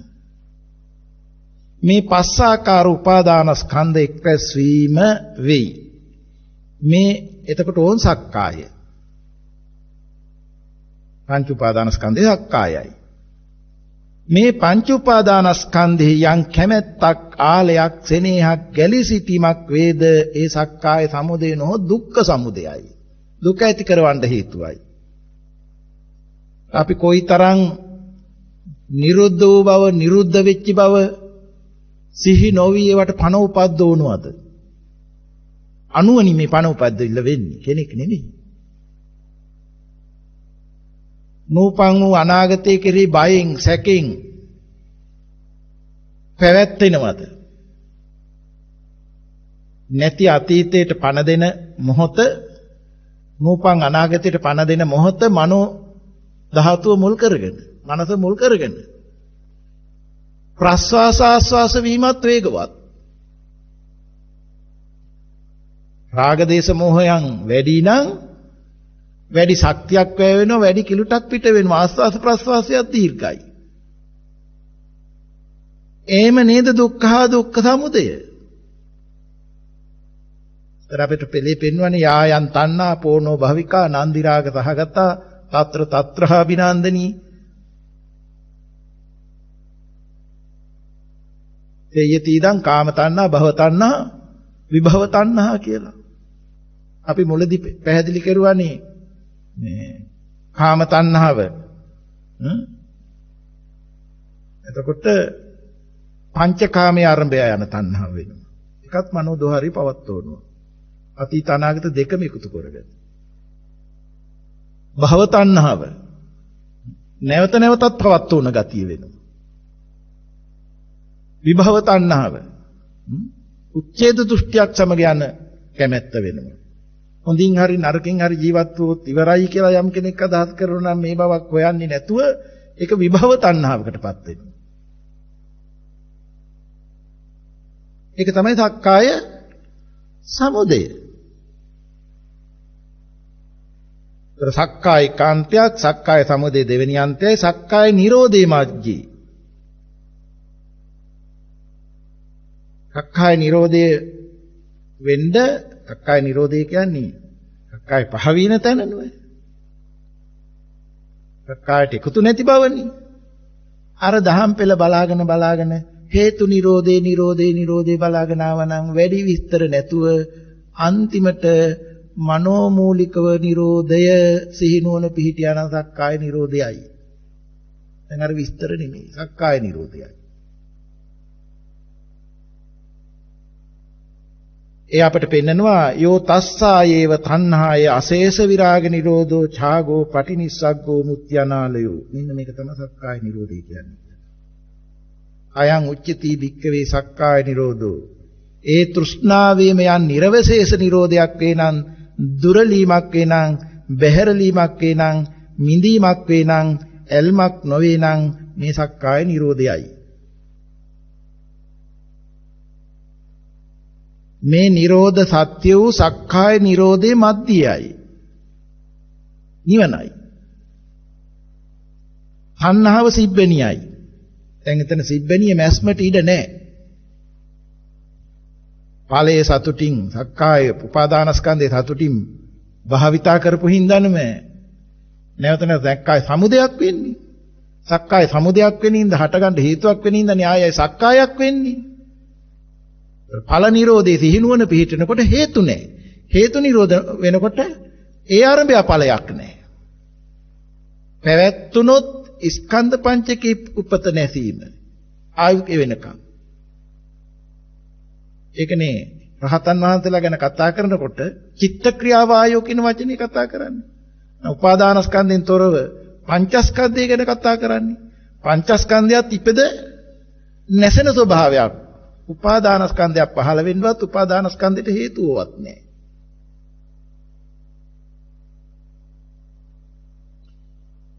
ඒතකොට මැස්මට ඉඩ නැහැ කියන එක නයි මෙතන තණ්හාව සිබ්බෙනි ඉක්ම යනවා. මෙතකින් මහානතේ මේ අවබෝධ කටයුතු ධර්මය අවබෝධ කරමින් මනාකොට දක්නේ විශිෂ්ට ඥාණයෙන් දත යුතු ධර්මයේ පිරිසිඳ දක්නේ මේ ජීවිතයේදීම දුක් කෙලවර කරන්නේ. අනතුරුව මේ එක් භික්ෂූන් වහන්සේ නම ප්‍රකාශ කරනවා එවත්නි අපි විසින් අපගේ වැටහීම් ප්‍රකාශ කරන ලදී. අපි සියලු දෙනාම භාග්‍යවතුන් වහන්සේ කරා ගොස් මේ කරුණ දැනගනිමු. ඊට මේ සියලුම භික්ෂුන් වහන්සේලා භාග්‍යවතුන් වහන්සේ වෙතට පැමිණිලා භාග්‍යවතුන් වහන්සේ වන්දනා කරලා එකත් පසක සිටගෙන භාග්‍යතුන් වහන්සේට දන්වා සිටිනවා කවර භික්ෂුවගේ කතාවද නිවැරදි කියලා. සුභාසිතේ කියන්නේ. යහපත් භාසිතේ යහපත් කීම කොයි හාමුදුරන් වහන්සේගේද යහපත් වීම කියලා විමසා හිටියා. බුදුරජාණන් වහන්සේ වදාරනවා මහණෙනි ඒ කරුණින් තොපගේ හැමගේම කරුණ සුභාසිතයි. ඒ භික්ෂුන් වහන්සේලා දැක්ක ආකාරය අවබෝධ කරපු ආකාරය හැම කාරණයක්ම නිවැරදි. මං විසින් පරායන මෙත්තේ ප්‍රශ්නේදී සෝ උභන්තේ විදිත්වාන මජ්ජේ මන්තාන ලිප්පති තම් භූමි මහා පුරුෂෝති සෝද සිබ්බ නිමජ්ජතකා යමක් සඳහා වදාරන ලදනම් ඒ රහත් භික්ෂුතමේ ප්‍රඥාවෙන් උභයාන්තේ දැන මධ්‍යෙහි නොතවරේ නම් ਉਹ මහා පුරුෂයායයි කියමි තණ්හාව ඉක්ම ගියේයයි. ඒ ආසව මනාකොට ආසව මෙනෙහි කරව කියන්නෙමි. පස්සෝ භික්ඛවේ කෝ අන්තෝ මහණෙනි වර්තමාන ස්වභාවයේ ස්පර්ශේකාන්තේ කි පස්සෝ භික්ඛෝ ඒකෝ අන්තෝ කියන්නේ මහණෙනි මේ වර්තමාන ස්වභාවයේ කාන්තේ කි පස්ස සමුදය දුතු අනාගත ස්වභාවයේ අනතුරුව පහළ වෙන එක පස්ස සමුදයයි. පස්ස නිරෝධෝ මාජ්ජේ වර්තමාන ස්වභාවයේම නිරෝධය දැකීමෙන් පස්ස නිරෝධයයි. තණ්හා සිබ්බනි තණ්හාව ඒ භවයාගේ පැවැත්ම පිණිස වෙනවා ඉක්ම යනවා. මහණෙනි මෙතකින් මහණතේ මේ විශිෂ්ට ඥානෙ මනාකොට දනිමින් පිරිසිදු දනිමින් මේ ජීවිතේම දුක් කෙලවර කරන්නේ. එතකොට අපිට එතන බොහොම පැහැදිලි වුණා අර ආරම්භක අවස්ථාව තුල මේ සියල්ල ගැබ් වෙලා තියෙනවා. විවිධාකාර පర్యాయෙන් දේශනා කරලා තියෙන්නේ පැහැදිලි කරලා තියෙන්නේ ඒ සියල්ලම එකම පర్యాయයේ විස්තර වශයෙන් භාග්‍යවතුන් වහන්සේ අන්තිමට පැහැදිලි කරලා වදාලා. ඉතින් අපිට මේ තේරෙන එක පర్యాయයක් අපි ඉගෙනගෙන සුතමේ ඥාන ප්‍රඥාවෙන් අහලා චින්තාමේ ඥානින් චින්තාමේ කරලා ප්‍රඥාව භාවනාව ඥානී ප්‍රඥාවෙන් යෙදිලා මේ පූර්ව කර්මයට විපාක වශයෙන් හටගත්තා වර්තමාන කර්ම රැස් නොවන විදිහට මතු විපාක ලබන්න රැස් නොවන විදිහට මේ ඉදිනදා ක්‍රියාවල් හේතුප්‍රත්‍යයෙන් හටගන්නවා නිරුද්ධ වෙනවා කියලා අංගයක් වශයෙන් ජීවිතේ භාවනාවක් වශයෙන් වැඩුණා නම් එය පූර්ව භාග ප්‍රතිපදාවක් වශයෙන් වැඩුණා නම් අවසාන මොහොතේ මනීන්ද්‍රිය මුල් කොට අවසානී මනීන්ද්‍රිය මුල් කොට අවසාන මොහොත කිව්වේ මේ මරණය ගැන හිතලා නෙමෙයි මේ ආයු ක්‍රියා වෙද්දී මනෝමූලිකව පස්ස නිරෝධය කියන සිහිනුවන පිහිටවනවා නම් සක්කාය දිට්ඨි විචිකිච්ඡා සීලබ්බත පරාමාසංක පහ වෙලා නිර්වාණ අවබෝධ වෙනවා. ඒ තමයි ආර්ය අෂ්ටාංග මාර්ගය සම්පූර්ණ වීම. තවදුරටත් භාවිතා කරනකොට කාමරාග ව්‍යාපාදයන් තුනී සකදාගාමී වෙනවා. තවදුරටත් මේ පස්ස නිරෝධෙහි භාවිතා වෙනකොට කාමරාග ව්‍යාපාදයන් පහ වෙලා සිඳිලා අනාගාමී ඵලයටපත් වෙනවා. තවදුරටත් භාවිතා වෙනකොට රූප රාග අරූප රාග මාන උද්දච්ච අවිද්‍යාවට ඉඩ නැහැ. රහත් ඵලයටපත් වෙනවා. ඒ ජීවිතේම වට දුක්ඛේ කෙලවර කරනවා. අපටත් කිසිදාක සතර අපා ගමනක් නොවෙන්න. පියවරෙන් පියවර මේ උතුම් නිවනින් සැනසෙන්න ප්‍රඥා ශක්තිය වඩා දියුණු කරගෙන උතුම් වූ නිර්වාණ අවබෝධයේ පිණිස වේවා කියලා අදිස්ථාන කරගන්න. ආකාසට්ඨා ච බුම්මට්ඨා දේවා නාග මහිද්దికා පුඤ්ඤන්තං අනුමෝදිත්වා චිරන් රක්ඛන්තු ලෝක සාසනං ආකාසට්ඨා ච බුම්මට්ඨා දේවා නාග මහිද්దికා පුඤ්ඤන්තං අනුමෝදිත්වා චිරන් රක්ඛන්තු දේශනං ආකාසට්ඨා ච බුම්මට්ඨා දේවා නාග මහිද්దికා පුඤ්ඤන්තං අනුමෝදිත්වා චිරන් රක්ඛන්ත්වං සදා ධර්ම ශ්‍රවණානි සංසේ කරනකොට උතුම් නිවනින් සැනසීම වේවා තෙරුවන් සරණයි.